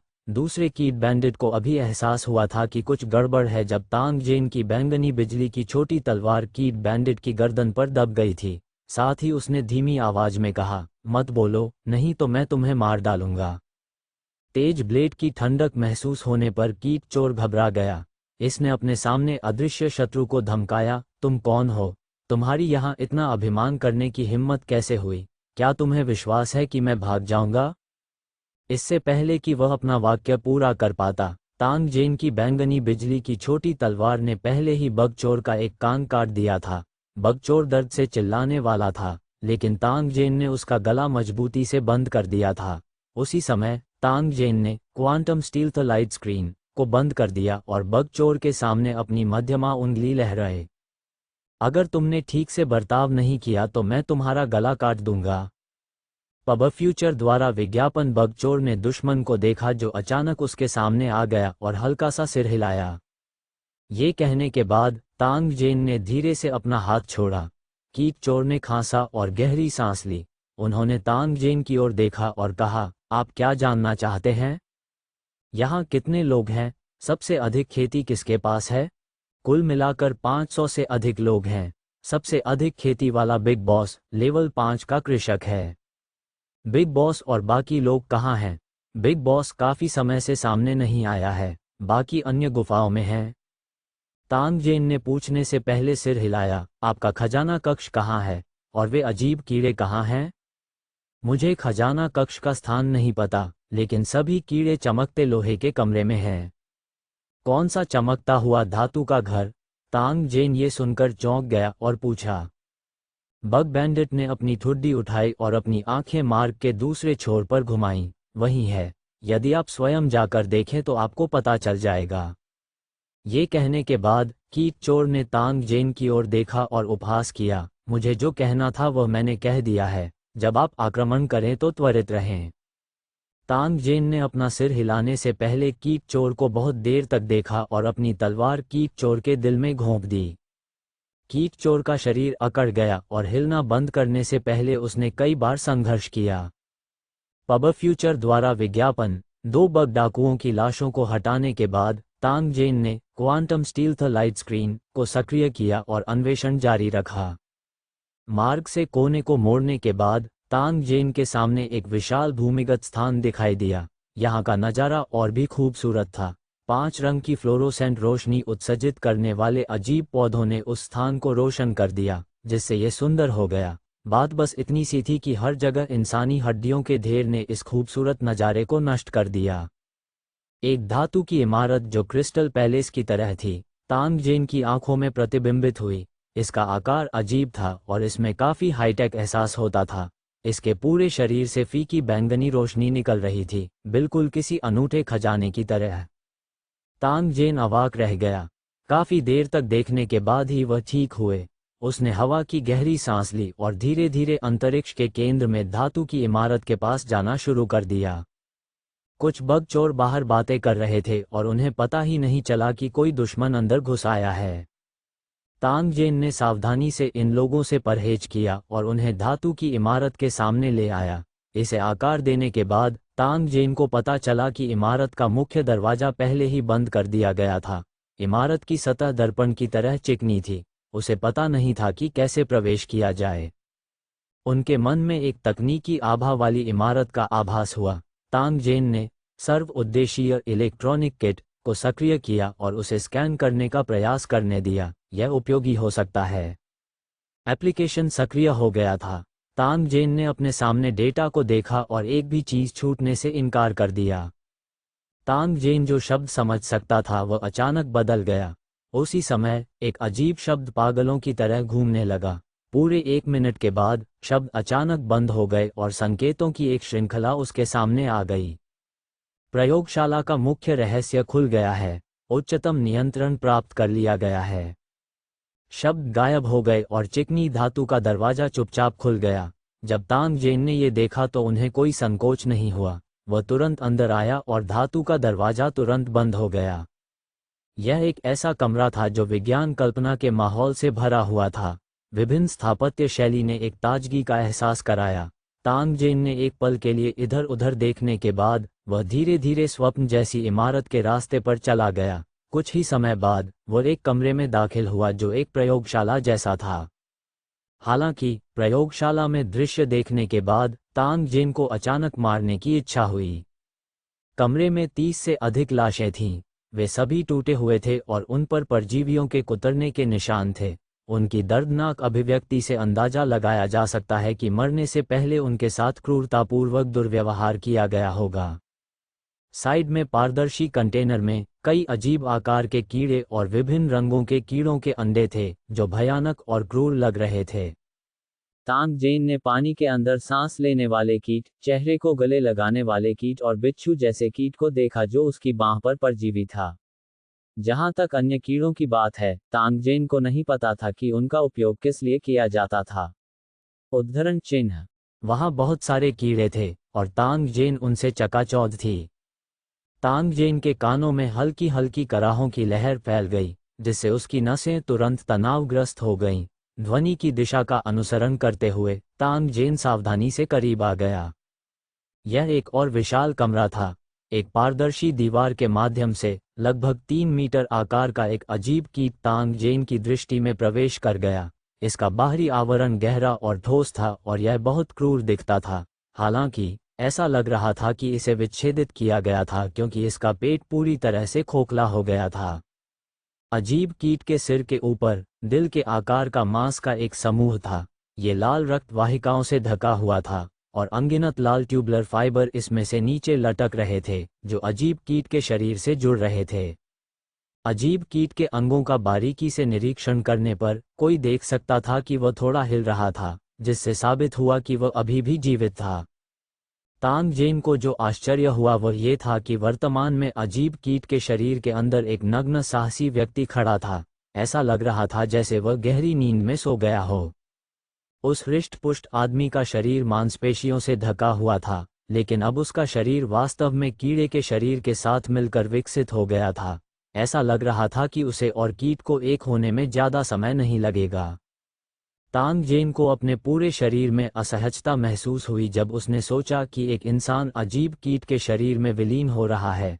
हालांकि अगर उपस्थिति थोड़ी अधिक सुंदर होती और उसे अपने पूरे जीवन के लिए कीट के साथ विलय करने की आवश्यकता नहीं होती, तो तांग जेन इसे स्वीकार करने में सक्षम होता। कोई फर्क नहीं पड़ता कि क्या कहा गया था। यह व्यक्ति जिसने कीट के साथ विलय करने की कोशिश की थी वह व्यक्ति था जिसे तांग जेन को मारना था। तांग जेन कमरे में चली गई और उस आदमी के सामने आ गई। उसने अपनी कमर पर लगे क्विक ड्रॉ होल्स्टर से पिस्तौल निकाली और उस आदमी की भौहों पर निशाना साधा। जैसे कि उसे मौत के खतरे का एहसास हुआ, उस आदमी ने सचमुच अपनी आंखें खोल दी। तांग जेन को अपने सामने खड़ा देखने के बाद उसने एक अतुलनीय रूप से चौंका देने वाली अभिव्यक्ति प्रकट की और कर्कश आवाज में पूछा, तुम कौन हो? आप अंदर कैसे आए? टकराना। एक गोली चली और उस आदमी की भौहों के बीच में गोली लगी। उसने न चाहते हुए भी अपना सिर नीचे लटका लिया। जिस व्यक्ति ने तुम्हें मारा वह खुद ही अंदर चला गया। तांग जेन ने ट्रिगर खींच लिया और उस व्यक्ति के सिर पर कुछ और गोलियां चलाईं। सिर कुचले जाने के बाद ही उसने निश्चिंत भाव से उत्तर दिया, पब फ्यूचर द्वारा विज्ञापन को दान आपके लिए और अधिक अध्याय लाने में सहायता के लिए हमारा समर्थन करें। संपर्क करें टॉस साइट मैप, दान करें। अध्याय 176 विचित्र कीट प्रयोगशाला अनुवादक 54,96,90,339। अगर तांग जेन का अनुमान सही था, तो जिस व्यक्ति को उसने एक ही गोली से मार डाला था, वह कीट डाकुओं का बड़ा मालिक होना चाहिए। तांग जेन के दृष्टिकोण से यह व्यक्ति पूर्ण पागल था। उन्होंने उन अजीब कीड़ों की खेती की थी और यहाँ तक कि अपने प्रयोगों के लिए मनुष्यों का भी इस्तेमाल किया था। बाहर सफ़ेद हड्डियों का पहाड़ और प्रयोगशाला में मलबा इस बात को साबित कर सकता है। शायद वो अधिक शक्ति हासिल करना चाहता था, या शायद ये सिर्फ एक पागल विचार था, लेकिन अब उसने वास्तव में खुद को कीड़ों के साथ मिलाने के बारे में सोचा। यदि प्रयोग सफल रहा, तो शायद उसके पास एक मजबूत युद्ध शक्ति होगी। बात बस इतनी सी थी कि उस तरह की न तो इंसान और न ही भूत की शक्ल, बस इसके बारे में सोचने से लोगों को घृणा महसूस होती थी। कीट डाकुओं का नेता, जिसने अभी तक अपना प्रयोग पूरा नहीं किया था, वध किए जाने की प्रतीक्षा कर रहे एक असहाय मेमने की तरह था। स्तर 5 की खेती होने के बावजूद तांग जेन द्वारा उनका जीवन आसानी से समाप्त कर दिया गया था। ये धातु की इमारत विशेष सामग्रियों से बनी थी, इसलिए इसे बलपूर्वक खोलना लगभग असंभव था। इसलिए बग डाकुओं के मालिक ने सोचा कि यह बेहद सुरक्षित है और उसके अलावा कोई भी इसमें प्रवेश नहीं कर सकता है। यह अफसोस की बात थी कि बग डाकुओं के बॉस ने कभी सपने में भी नहीं सोचा था कि कोई इस इमारत के पासवर्ड को क्रैक करने में सक्षम होगा और यहाँ तक कि इस जगह का सर्वोच्च नियंत्रण भी प्राप्त कर सकेगा। कीट डाकुओं के इस बिग बॉस ने कई अन्यायपूर्ण काम किए थे, इसलिए वो मरने का हकदार था। पब फ्यूचर द्वारा विज्ञापन। अब उस साथी पर ध्यान न देते हुए तांग जेन ने इमारत के चारों ओर देखना शुरू कर दिया। उसे एक कमरे में कंप्यूटर जैसा उपकरण ढूंढने में देर नहीं लगी। तांग जेन ने थोड़ी देर तक इसके साथ खिलवाड़ किया और सर्व उद्देशीय इलेक्ट्रॉनिक किट के वायरलेस कनेक्शन के माध्यम से उसने इमारत के बारे में सारी जानकारी प्राप्त कर ली। तांग जेन ने उस जानकारी को देखा जो उसकी आंखों के सामने घूम रही थी। उसने पहले से ज्ञात जानकारी को संयोजित किया और निम्नलिखित निर्णय लिया। यह इमारत भी दूसरे विमान से आई थी। नष्ट होने से पहले यह इमारत उस विमान में एक वैज्ञानिक अनुसंधान प्रयोगशाला थी, जिसका उपयोग मुख्य रूप से उन अजीब कीड़ों का अध्ययन करने के लिए किया जाता था। प्रयोगशाला मुख्य विमान के नष्ट होने के बाद लूचेंग की दुनिया में दिखाई दी, जो जंगली इमारत का हिस्सा बन गई। और जिस स्थान पर यह इमारत दिखाई दी वह झील के किनारे पर थी। उस समय सामान्य पथिकों के एक समूह ने इस जंगली इमारत की खोज की थी। उन्होंने तुरंत इसकी खोज की और इस प्रक्रिया में उन्हें यह अजीब इमारत मिली जो जंगली इमारत के साथ असंगत थी। इमारत की सफाई करने के बाद कीट चोरों ने धातु की इमारत को भूमिगत करने की पूरी कोशिश की। ये भूमिगत स्थान कभी कीट चोरों का गुप्त अड्डा था। प्रयोगशाला को छुपाने के लिए ये सबसे अच्छी जगह थी। कीट चोरों का मुखिया इतना भाग्यशाली था कि उसे इस कमरे में प्रवेश करने का अधिकार प्राप्त हुआ। इमारत में अजीब कीड़ों पर भरोसा करते हुए कीट चोर तेजी से बढ़े, मजबूत होते गए और अधिक से अधिक अहंकारी होते गए। जब से कीट चोरों के बड़े मालिक को इस इमारत में अजीब कीड़े मिले थे, उसने 7 से 8 अजीब कीड़ों की विशेषताओं और प्रजनन विधियों को समझने के लिए अटकलों, विश्लेषण और निरंतर प्रयोगों पर भरोसा किया था। पब फ्यूचर द्वारा विज्ञापन। हालांकि इन उपलब्धियों के पीछे अनगिनत घुमक्कड़ों की अप्राकृतिक मौत हो गई थी। अब जब तांग जेन ने इस प्रयोगशाला में सर्वोच्च अधिकार प्राप्त कर लिया था, तो स्वाभाविक रूप से उसे इन अजीब कीड़ों के बारे में सारी जानकारी थी। इन अजीब कीड़ों के परिचय पर एक साधारण नज़र डालने के बाद तांग जेन को एहसास हुआ कि ये कीड़े वास्तव में रहस्यमय थे। कीट चोरों के नेता के शोध परिणामों ने केवल सतह को खरोंच दिया था। उदाहरण के लिए, जो परजीवी बिच्छू जैसे थे वे हानिरहित थे। भले ही वे मानव शरीर को परजीवी बना लें, फिर भी वे मानव शरीर को कोई नुकसान नहीं पहुंचाएंगे।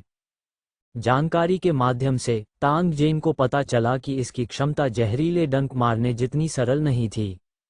एक विशेष ऊर्जा इनपुट विधि के माध्यम से जर्ग न केवल गोलियों के समान शक्तिशाली जहरीले डंक को मार सकता है, बल्कि यह आश्चर्यजनक शक्ति के साथ संपीड़ित ऊर्जा गोलियों को भी मार सकता है।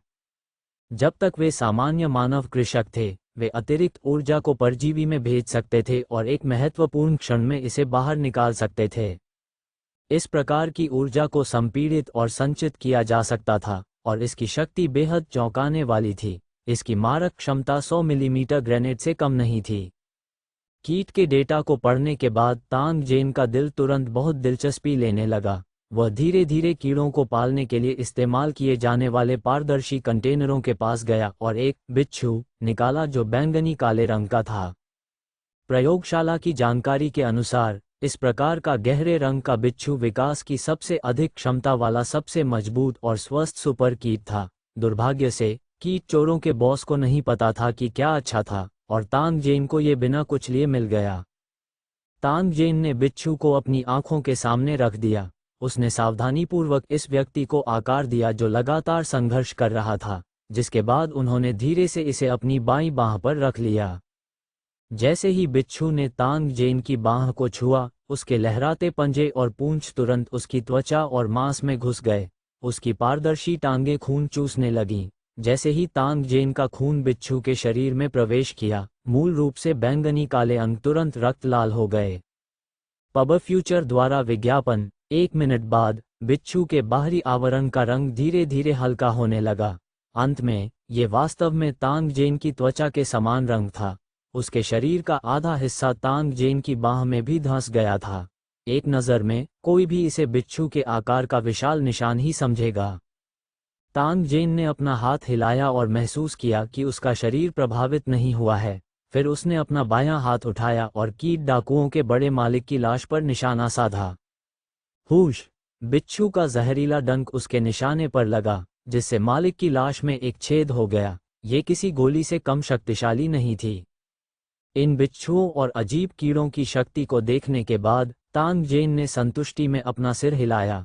उन्होंने भविष्य में और भी अजीब कीड़े पालने का फैसला किया। प्रत्येक होली ड्रैगन सिटी सैनिक को एक देना सबसे अच्छा होगा। बहुत सारी अच्छी चीजें होने के बारे में कौन शिकायत करेगा? अन्य बगों का परीक्षण करने की अपनी जिज्ञासा को दबाते हुए तांग जेन ने बग चोरों के मालिक के खजाने वाले कमरे की खोज शुरू कर दी। चूंकि इस प्रयोगशाला को कीट डाकुओं के महान नेता द्वारा सबसे सुरक्षित स्थान माना जाता था, इसलिए वह निश्चित रूप से यहां अपना खजाना छिपाएगा। जब तक तांग जेन ध्यान से खोजता, उसे निश्चित रूप से कुछ न कुछ मिल जाता। आधे दिन तक सावधानीपूर्वक खोज करने के बाद तांग जेन को अंततः बग डाकुओं के बड़े मालिक का खजाना कक्ष मिल गया। यह एक छोटा सा कमरा था जो अस्त व्यस्त चीजों से भरा हुआ था। वहां अयस्क, औषधीय जड़ी बूटियां और राक्षसों की सामग्रियां थीं। इन खजानों के बीच चमचमाते और देदीप्यमान मस्तिष्क के मोती मिले हुए थे, और इनकी संख्या बताना असंभव था। पहली नज़र में यह एक विशाल कूड़े का ढेर जैसा लग रहा था। तांग जेन के पास इसे सुझाने का समय नहीं था। उसने बस ये सब अपने भंडारण स्थान में रख दिया और होली ड्रैगन सिटी लौटने पर इसे धीरे धीरे गिनने के लिए तैयार किया। इस प्रयोगशाला के सभी कार्यों को समझने के बाद तांग जेन इसे होली ड्रैगन सिटी में वापस ले जाना चाहता था और इसे अपना बनाना चाहता था। हालांकि इससे पहले तांग जेन को यहाँ सभी कीट डाकुओं से छुटकारा पाना था। बुराई को खत्म करने के बाद इन कीट चोरों को जीवित रहने की कोई आवश्यकता नहीं रही। चुपचाप प्रयोगशाला से बाहर निकलते हुए तांग जेन ने साइलेंसर से सुसज्जित एक सैन्य राइफल ले ली और रक्षाहीन बग चोरों पर ट्रिगर खींच लिया। दा साइलेंसर के साथ भी स्वचालित राइफल की आवाज अभी भी बहुत तेज थी। हालांकि इससे पहले कि कीटनाशक प्रतिक्रिया कर पाता, ठंडी गोलियों ने पहले ही उनकी खोपड़ी को चकनाचूर कर दिया था। कुछ कीट चोरों से आसानी से निपटने के बाद तांग जेन ने एक रास्ता चुना और अपनी बंदूक के साथ अंदर चला गया। पब फ्यूचर द्वारा विज्ञापन को दान आपके लिए और अधिक अध्याय लाने में सहायता के लिए हमारा समर्थन करें। संपर्क करें टॉस साइट मैप दान करें। अध्याय 177 कैद पथिक 1 अनुवादक 54,96,90,339। तांग जेन अभी सुरंग में दाखिल हुआ ही था कि उसने कीट चोरों के एक समूह को आक्रामक तरीके से हमला करते देखा। स्पष्टतः मरने से पहले कुछ कीट चोरों की गोलियों की आवाज और दयनीय चीखों ने उन्हें चिंतित कर दिया था। दोनों पक्षों के मिलने के बाद बिना किसी अनावश्यक हलचल के तांग जेन की राइफल ने एक बार फिर से गोलियां चला दी। ऐसा लग रहा था कि गोलियों की आंखें थीं, क्योंकि प्रत्येक गोली बगचोर के सिर और गर्दन पर लगी थी। प्रत्येक गोली घातक थी। तांग जेन की वर्तमान प्रतिक्रिया गति बेहद असामान्य थी। उसके प्रयोग से मिले समर्थन के कारण उन कीट डाकुओं में बिल्कुल भी लड़ने की ताकत नहीं थी। यहाँ तक कि जब कुछ कीट डाकुओं ने तांग जेन को मारने की कोशिश में जहरीले डंक उगलने के लिए बिच्छू का इस्तेमाल किया, तो वह आसानी से उन्हें चकमा देने में सक्षम था। कीट चोरों के इस समूह का सफाया करने के बाद तांग जेन आगे बढ़ना जारी रखा। कीट चोरों के दूसरे समूह को आगे बढ़ते देख उसने लापरवाही से 2 हथगोले फेंक दिए। विस्फोट से निकला धुआं और धूल अभी तक छटा नहीं था, तभी तांग जेन ने अपनी मशीन गन निकाली और चक्कर काटने वाले चोरों के समूह पर लगातार गोलीबारी की। तांग जेन के मन में कोई अतिरिक्त विचार नहीं थे, वह तो बस हत्या करना चाहता था। गोलियों की आवाजें बंद हो गईं और सभी डाकू जमीन पर गिर पड़े। तांग जेन ने खून के पूल को पार किया और एक बग बैंडिट को देखा जो मरा नहीं था और उसे गुस्से से घूर रहा था। आप कौन हैं? तुम जल्दी में क्यों हो? पब फ्यूचर द्वारा विज्ञापन टकराना। तांग जेन इस तरह के मैल की परवाह करने में बहुत आलसी था और उसने सीधे एक शॉट के साथ इसे समाप्त कर दिया। गोलियों की तेज आवाज ने सभी डाकुओं को चिंतित कर दिया। वे झुंड में आ गए और तांग जेन पर जहरीले डंक मारते हुए, भाला और धनुष फेंकते हुए अजीब चीखें निकालीं। कुछ जहरीले डंक तांग जेन के लिए खतरा पैदा करने में असमर्थ थे। हालांकि एक बार जब संख्या 100 से अधिक हो गई तो इसे आसानी से नज़रअंदाज नहीं किया जा सकता था। तांग जेन ने लापरवाह होने की हिम्मत नहीं की जब उसने घने जहरीले डंकों को चट्टानों से छीलते हुए देखा, जिन्हें वह आश्रय के रूप में इस्तेमाल करता था। कुछ हथगोले फेंकने के बाद वह तेजी से चकमा देकर दूसरी जगह चला गया। काबा मशीन गन के लिए गोलियों की श्रृंखला का उपयोग किया गया था। तांग जेन ने तुरंत मशीन गन ग्रेनेड निकाला और बग डाकुओं पर बमबारी की। उसकी सूची गोला बारूद से भरी हुई थी, जो इस लड़ाई की खपत का समर्थन करने के लिए पर्याप्त थी। जब ग्रेनेड लॉन्चर खाली हो गया, तांग जेन ने एक स्नाइपर राइफल निकाली और इसे सीधे अर्ध स्वचालित राइफल के रूप में इस्तेमाल किया। कीट डाकुओं को पलट दिया गया और उनके शरीर से भूमिगत स्थान का हर कोना भर गया। कीट चोर भयभीत थे। उन्होंने तांग जेन को देखा, जो मृत्यु के देवता की तरह था, और चुपचाप फूट फूट कर रोने लगे। वे इस बात से बिल्कुल अनभिज्ञ थे कि उन्होंने कब इतने क्रूर व्यक्ति को नाराज कर दिया था। उसकी मुद्रा देखकर ऐसा लग रहा था जैसे वह पूरे परिवार को खत्म कर देना चाहता हो। गोलियों और विस्फोटों की आवाजें आईं और कीटभक्षी चोरों की चीखें सुनाई दीं। उच्च साधना स्तर, पर्याप्त हथियारों और अजीब क्षमताओं के साथ एक असामान्य अस्तित्व। तांग जेन का सामना करते हुए कीट डाकुओं को शुरू से ही कोई फायदा नहीं हुआ। लड़ाई जितनी लंबी चली, लड़ाई जारी रखने वाले कीट डाकुओं की संख्या उतनी ही कम हो गई। आधे घंटे तक लड़ने के बाद कीट डाकुओं को पता चला कि उनके कुछ ही साथी बचे हैं। पब फ्यूचर द्वारा विज्ञापन। यह महसूस करते हुए बग डाकू अपनी बुद्धि से डर गए और उन्होंने तुरंत लड़ाई छोड़ दी। शेष दर्जनों बग डाकू सुरंग के रास्ते भाग गए। तांग जेन ने ठंडी आवाज में कहा। उसने धूल से सने अपने चेहरे को छुआ, ग्रैपशॉट बंदूक उठाई जिसे उसने अभी अभी बदला था, और उनका पीछा किया। 1 मिनट से भी कम समय में मार्ग में लगातार धीमी आवाज गूंजने लगी, जिसमें कीड़े चोरों की चीखें भी शामिल थीं, जो लंबे समय तक कम नहीं हुईं। अंततः गोलियों की आवाज बंद होने के बाद तांग जेन बारूद की गंध के साथ बाहर चला गया। उसका पूरा शरीर मांस और खून के बारीक टुकड़ों से ढका हुआ था, जिससे वह असामान्य रूप से क्रूर लग रहा था। एक लंबी सांस छोड़ते हुए तांग जेन ने एक कागज का तौलिया निकाला और अपने हाथों और चेहरे से गंदगी पोंछी। फिर वह उठकर दूसरे मार्ग पर चला गया। थोड़ी दूर चलने के बाद तांग जेन को एक तीखी गंध आई। उसी समय तांग जेन के सामने दृढ़ पिंजरों की एक बड़ी कतार दिखाई दी। तांग जेन की आंखें इन पिंजरों पर चमक गईं। अब उसे कीट डाकुओं को मारने का कोई अफसोस नहीं रहा। यदि उसे फिर से चुनने का मौका दिया गया तो उसके तरीके और भी क्रूर होंगे। लंबे पिंजरे में न जाने कितने लोग कैद थे। उनमें से हर एक ने फटे हुए कपड़े पहने हुए थे। उनके चेहरे पीले थे और शरीर क्षीण थे। जब उन्होंने तांग जेन को सुस्त आंखों से देखा तो उनके शरीर से दुर्गंध आ रही थी। कुछ पिंजरों में कुछ वॉन्डरर्स पहले ही मर चुके थे, लेकिन उनके शरीर वहीं छोड़ दिए गए थे। किसी को उनकी परवाह नहीं थी और उन्हें सड़ने और बदबू मारने के लिए छोड़ दिया गया था। जब तांग जेन एक पिंजरे के पास से गुजरा तो उसने पाया कि वह महिलाओं से भरा हुआ था। बात सिर्फ इतनी थी कि उनके प्राइवेट पार्ट बिल्कुल भी ढके नहीं थे। उनके शरीर गंदी गंदगी से ढके हुए थे। तांग जेन को देखने के बाद उनकी कोई प्रतिक्रिया नहीं हुई। यह ऐसा था मानो उनकी आत्माएं नष्ट हो गई हों, केवल एक कमजोर शरीर रह गया हो। एक बगचोर ने एक कोने से अपना सिर बाहर निकाला और उस पर चुपचाप हमला करने के लिए एक जहरीले स्टिंगर का उपयोग करने की कोशिश की, लेकिन तांग जेन ने मानचित्र दृश्य के माध्यम से उसे खोज लिया। उसने उसे बाहर खींच लिया और बिना कुछ कहे उसका सिर काट दिया। मैंने सभी कीट डाकुओं को मार डाला है, आप स्वतंत्र हैं। पब फ्यूचर द्वारा विज्ञापन। जब उन्होंने सिर विहीन लाशों को खून बहाते हुए देखा तो सुन्न चेहरों वाले पथिकों को अंततः कुछ एहसास हुआ।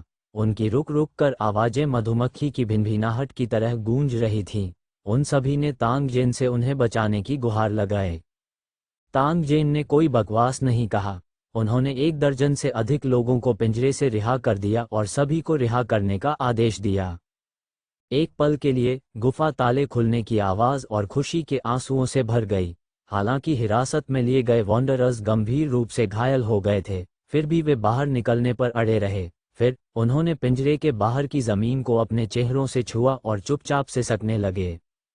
सभी को रिहा किए जाने के बाद कुछ लोग जो लंबे दिखते थे लेकिन इस हद तक भूखे थे कि वे कमजोर हो गए थे, तांग जेन के पास आए और प्लॉप ध्वनि के साथ जमीन पर घुटनों के बल बैठ गए और उन्हें अपना सम्मान दिया।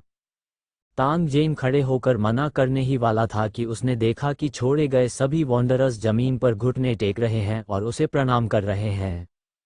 तांग जेन, जो अपने दिल में थोड़ी घुटन महसूस कर रहे थे, ने अंत में उनकी मदद नहीं की। उसने केवल भावहीन चेहरे के साथ उनकी प्रशंसा स्वीकार की। हालांकि सभी ने देखा कि उसकी मुट्ठियां कसकर बंधी हुई थीं, जिससे लगातार क्रैक क्रैक की ध्वनि निकल रही थी। वॉन्डरर्स के खड़े होने के बाद तांग जेन ने उस साहसी व्यक्ति से बात की जो नेता था। मैं पवित्र ड्रैगन सिटी का भगवान हूँ। यदि आपके पास जीविकोपार्जन के लिए कोई जगह नहीं है तो आप मेरे यहाँ काम कर सकते हैं। मैं भोजन और आश्रय प्रदान करूंगा और आपको राक्षसों द्वारा परेशान किए जाने के बारे में चिंता करने की जरूरत नहीं है।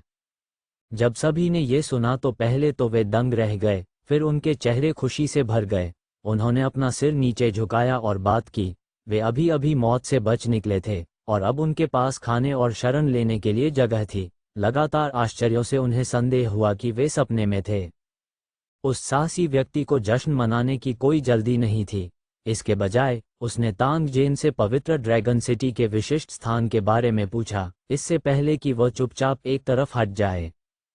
तांग जेन ने पीछे मुड़ने और all round digital battle interface को सक्रिय करने से पहले उस साहसी व्यक्ति पर नजर डाली। संचार इंटरफेस के माध्यम से उन्होंने टायसन से संपर्क किया।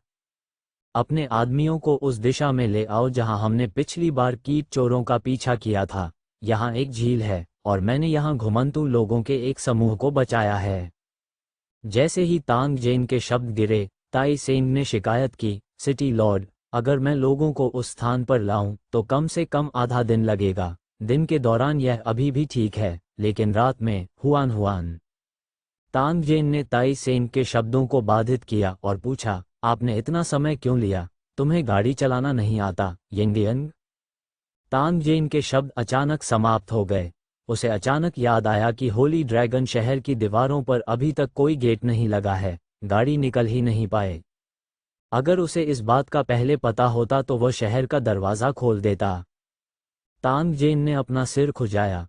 जैसे ही वह पछता रहा था कि उसे बहुत सावधान नहीं रहना चाहिए था, उसे अचानक याद आया कि इन वॉन्डरर्स के अलावा उसने धातु अनुसंधान प्रयोगशाला को भी वापस लाने की योजना बनाई थी। हालांकि उसे इतनी बड़ी इमारत को वापस कैसे ले जाना चाहिए था? इसके बारे में सोचने के बाद ऐसा लगा जैसे वह केवल इलाके परिवर्तन प्लग इन का उपयोग कर सकता है, जो कि सोने को निगलने वाला था। पब फ्यूचर द्वारा विज्ञापन को दान आपके लिए और अधिक अध्याय लाने में सहायता के लिए हमारा समर्थन करें। संपर्क करें टॉस साइट मैप दान करें। अध्याय 178 पवित्र ड्रैगन सिटी का रूपांतरण अनुवादक 54,96,90,339। अंत में तांग जेन ने फिर भी पवित्र ड्रैगन सिटी की शहर की दीवार पर एक मार्ग खोला, अन्यथा यात्रा करना बहुत असुविधाजनक होगा। साथ ही उन्होंने शहर के द्वार पर एक स्लाइडिंग गेट भी जोड़ा। पूरे शहर का गेट मोटी और भारी स्टील की प्लेटों से बना था और नीचे एक स्लाइड थी। एक बार जब इसे बंद कर दिया गया तो 3 किनारों को दीवार में लगा दिया गया और निचले हिस्से को एक बच्चे की बांह जितनी मोटी 12 लोहे की छड़ों द्वारा पकड़ लिया गया। ये बेहद मजबूत था और कोई भारी ट्रक भी इसे आसानी से नहीं तोड़ पाएगा। शहर के गेट की समस्या से निपटने का काम पवित्र ड्रैगन सिटी के निवासियों पर छोड़ दिया गया था।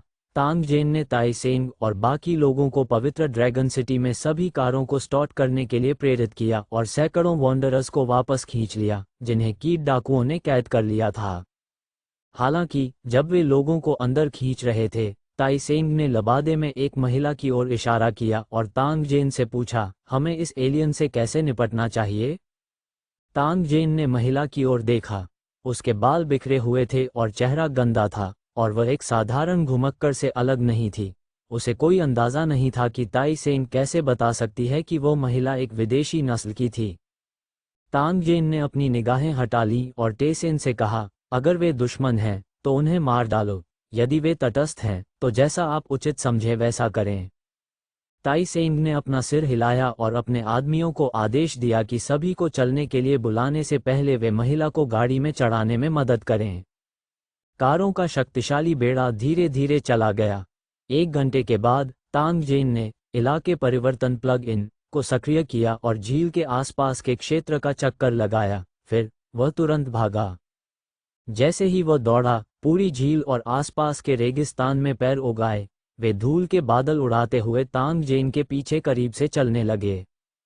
तांग जेन, जिनके पास लेवल 5 की खेती थी, 1 मिनट में लगभग 4 किलोमीटर की दूरी दौड़ सकते थे। मैप टेलीपोर्टेशन प्लग इन के साथ उसे पवित्र ड्रैगन सिटी तक झील के नीचे भूमिगत स्थान प्राप्त करने के लिए केवल कुछ दिनों की आवश्यकता थी। कुछ दिनों तक खुले में सोने के बाद तांग जेन ने अंततः अपना लक्ष्य पवित्र ड्रैगन सिटी के पीछे स्थानांतरित कर दिया। पब फ्यूचर द्वारा विज्ञापन, यह अंत नहीं था।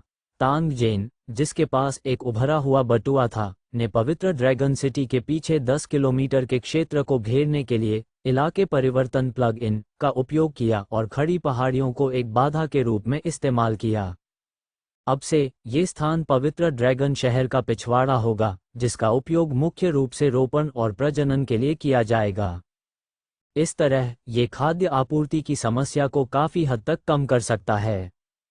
कार्यवाहियों की इस श्रृंखला में तांग जेन को लगभग 20 दिन लगे। जब वह अंततः समाप्त हुआ तो संपूर्ण पवित्र ड्रैगन वैली पूरी तरह से बदल गई थी। तांग जेन की कड़ी मेहनत और सोने के सिक्के व्यर्थ नहीं थे। वर्तमान होली ड्रैगन वैली और भी साफ सुथरी और सुंदर हो गई थी। ये हर जगह जीवन शक्ति से भरा हुआ था। हर सुबह निवासी नाश्ता करने के बाद साफ कपड़े पहनते थे और काम पर चले जाते थे। निर्माण में उनके प्रयासों से बंजर भूमि में पीच ब्लॉसम स्प्रिंग हर दिन बदल रहा था और हर जगह हंसी थी। वर्तमान में पवित्र ड्रैगन सिटी में निवासियों की संख्या पहले ही 1000 से अधिक हो गई है। तांग जेन के लिए यह एक बहुत ही सार्थक मामला था। इससे उसे महसूस हुआ कि वह जो कर रहा था वह निरर्थक नहीं था। पिछली बार जिन वॉन्डरर्स को बचाया गया था वे सभी युवा और मजबूत थे। कुछ समय के लिए निरीक्षण के लिए उन्हें पवित्र ड्रैगन सिटी में वापस लाए जाने के बाद तांग जेन ने उन्हें पवित्र ड्रैगन सिटी में शामिल होने की अनुमति दी, जिससे ये लोग आभारी हो गए। अब हर कोई अपने आप को इस भरोसे के लायक बनाने के लिए मेहनत कर रहा था। तांग जेन, जिसके पास आखिरकार कुछ खाली समय था, ने पवित्र ड्रैगन वैली में घूमना शुरू कर दिया। हालांकि चाहे वह कहीं भी जाता, काले चमड़े की जैकेट और चमड़े की पैंट पहने एक लड़की उसके पीछे पीछे चलती। वह बिल्कुल तांग जेन की परछाई की तरह लग रही थी। तांग जेन ने अपना सिर घुमाया और अपने बगल वाले साथी की ओर देखा जो एक महिला से भी अधिक सुंदर था। वह अपने दिल में ताई सेन को कोसने के अलावा कुछ नहीं कर सका। वह विदेशी महिला थी जिसे वे बग चोरों की मान से वापस लाए थे। जब वह बदबूदार वॉन्डरर्स को नहला रहा था तभी सभी को एहसास हुआ कि वह वास्तव में एक आदमी था।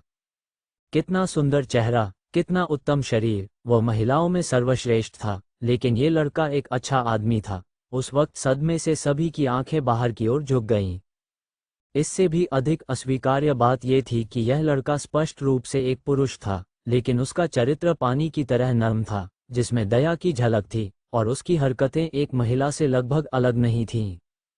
तुम मौत को दावत दे रहे हो। ताई सेन, जिसने उसे एक नौकरानी के रूप में तांग जेन को देने की योजना बनाई थी, उसे फेंकने के लिए इंतजार नहीं कर सकती थी। जब तांग जेन ने उस साथी के चेहरे पर तिरस्कारपूर्ण भाव देखा तो उसने तुरंत उसके बट पर एक जोरदार लात मारी। पब फ्यूचर द्वारा विज्ञापन। आपको लगता है कि यह घृणित है, लेकिन क्या आपको लगता है कि मैं चिंतित नहीं हूं? इसका अर्थ क्या है? क्या वह सिटी लॉर्ड को गंभीरता से नहीं लेता? आप जुआनजी युएलांग हैं, ठीक है। आपने कहा कि आप आधे योगिनी हैं और रॉयल एल्वेन शहर में रहे हैं। क्या आप मुझे बता सकते हैं कि आपने वहां क्या देखा? तांग जेन पीछे की घाटी की मुख्य सड़क पर चला गया जो अभी अभी खुली थी और उसने अपने पीछे के खूबसूरत साथी से पूछा।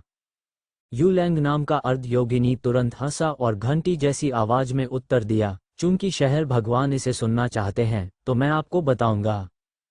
इस मधुर आवाज से तांग जेन का पूरा शरीर कांप उठा। उसने उसे मारने की इच्छा का बलपूर्वक विरोध किया और सभी के कान खड़े होने की अभिव्यक्ति प्रकट की।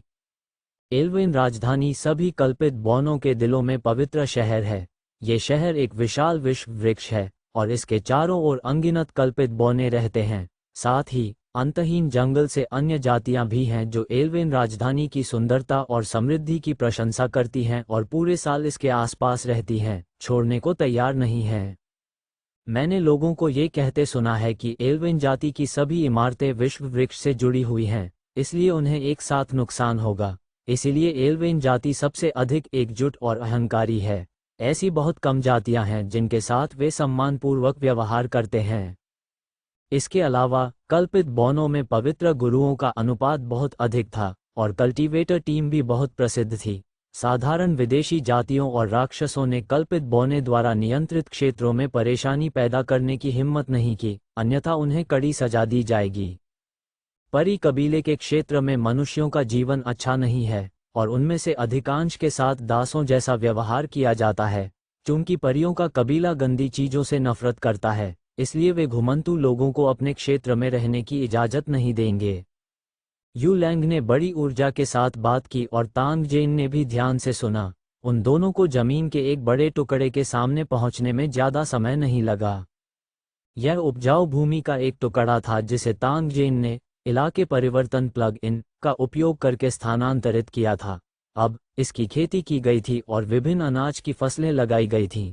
जहां तक नजर जा सकती थी, खेत होली ड्रैगन सिटी के व्यस्त निवासियों से भरे हुए थे जो खाद और पानी दे रहे थे।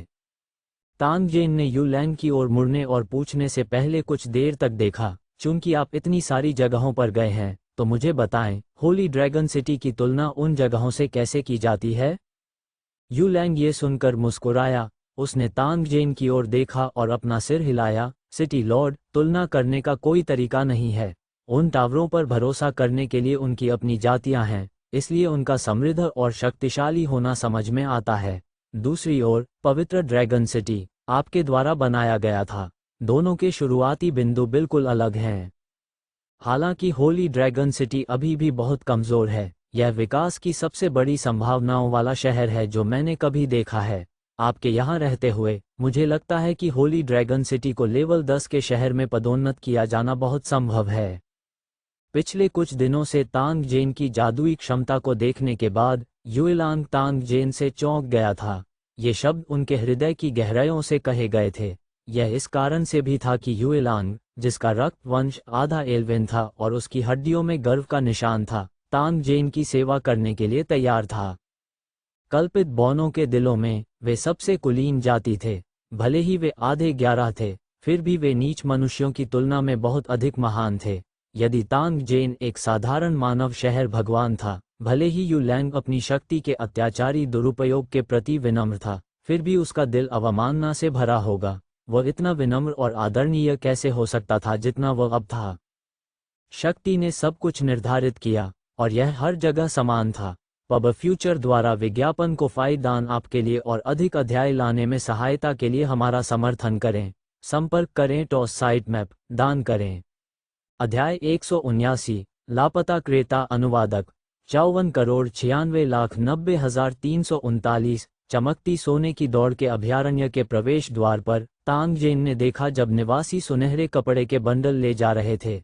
वह उत्सुकता से आगे बढ़ा, ये देखने की योजना बनाते हुए कि क्या हो रहा है। तांग जेन को आते हुए देखने के बाद निवासियों ने तुरंत उसका स्वागत किया। तांग जेन ने सभी को औपचारिकताओं से दूर रहने का इशारा करने के बाद सुनहरे कपड़े की सावधानीपूर्वक जांच की। इस तरह का कपड़ा उनके हाथ में बहुत मुलायम लगता था और सामान्य कपड़े से अलग नहीं था। हालांकि जब तांग जेन ने उसे जबरदस्ती फाड़ा तो उसे पता चला कि इस कपड़े की कठोरता उसकी कल्पना से परे थी। तांग जेन की जिज्ञासा बढ़ गई थी। उसने तुरंत कपड़े के एक बड़े टुकड़े को काटने के लिए बैंगनी इलेक्ट्रिक शॉर्ट तलवार का इस्तेमाल किया। बिजली का संचालन करने, जलाने, पानी में भिगोने और एसिड के क्षरण के बाद वह इस कपड़े के गुणों का पता लगाने में सक्षम थे। साथ ही वह ये पुष्टि करने में सक्षम था कि इस सुनहरे कपड़े को बुनने के लिए जिस सामग्री का उपयोग किया गया था वह एक विशेष प्रकार का इंसुलेशन धातु धागा था। आपको ये धातु के कपड़े कहाँ से मिले और कुल कितने हैं? तांग जेन ने फोरमैन को पाया और पूछा, हे भगवान, इन धातु के कपड़ों को पवित्र स्थान की तीसरी मंजिल से हटा दिया गया था। कुल मिलाकर 500 से अधिक बंडल हैं, जिन्हें पहले ही बाहर ले जाया गया था। उन्हें पहले ही गोदाम में रखा जा चुका है। ये आखिरी बैच हैं। फोरमैन बहुत सम्मानजनक था और उसने सवालों का सीधे तरीके से जवाब दिया। ये सुनते ही तांग जेन ने सिर हिलाया। उसने गुप्त रूप से सोचा कि यदि इस प्रकार के धातु के कपड़े का उपयोग कपड़े बनाने के लिए किया जाए तो ये बहुत अच्छी सामग्री होगी। ये सामान्य तीरों के प्रवेश को पूरी तरह से अवरुद्ध कर सकता है और सैनिकों की सुरक्षा में काफ़ी वृद्धि कर सकता है। चमकते सोने के कबीले में बहुत सारी अच्छी चीज़ें थीं। इस प्रकार का धातु का कपड़ा बहुत अच्छा था। जब उसके पास समय होता तो वह चमकते सोने के कबीले की रानी से इस धातु के कपड़े की बुनाई और सिलाई की विधि के बारे में पूछता। यदि यह बहुत अधिक परेशानी भरा नहीं होता तो तांग जेन भंडारण के लिए और अधिक बनाने के लिए तैयार था। चमकती हुई सोने की जाति की रानी की आकृति उसकी आंखों के सामने घूम गई। तांग जेन की अभिव्यक्ति गंभीर थी। उसने इस रहस्यमय और अजीब महिला के खिलाफ अपनी सुरक्षा को कम करने की हिम्मत नहीं की। उसे विश्वास नहीं था कि यह औरत इतनी आसानी से समझौता कर लेगी। वह शायद अपने दिल में कोई योजना बना रही होगी और उसके गड्ढे में कूदने का इंतजार कर रही होगी। चमकती सोने की दौड़ की रानी चौथी भूमिगत मंजिल पर लौट आई थी। होली ड्रैगन सिटी की सफाई के लिए ऊपरी 3 मंजिलों पर जगह खाली कर दी गई थी। हालांकि होली ड्रैगन सिटी से अब तक किसी ने भी चौथी भूमिगत मंजिल में प्रवेश नहीं किया था। पब फ्यूचर द्वारा विज्ञापन, आत्मा के निवास के लिए शरीर को अभी तक पूरी तरह से विकसित नहीं किया गया था। तांग जेन को चमकती सोने की दौड़ की रानी के साथ मुकाबला करने की कोई जल्दी नहीं थी। उनका इरादा इस महिला को एक मौका देने का था। यदि वह अभी भी जिद्दी थी और पवित्र ड्रैगन सिटी के खिलाफ साजिश रचना चाहती थी, तो तांग जेन को चमकती सोने की दौड़ को इतिहास बनने देने में कोई आपत्ति नहीं होगी।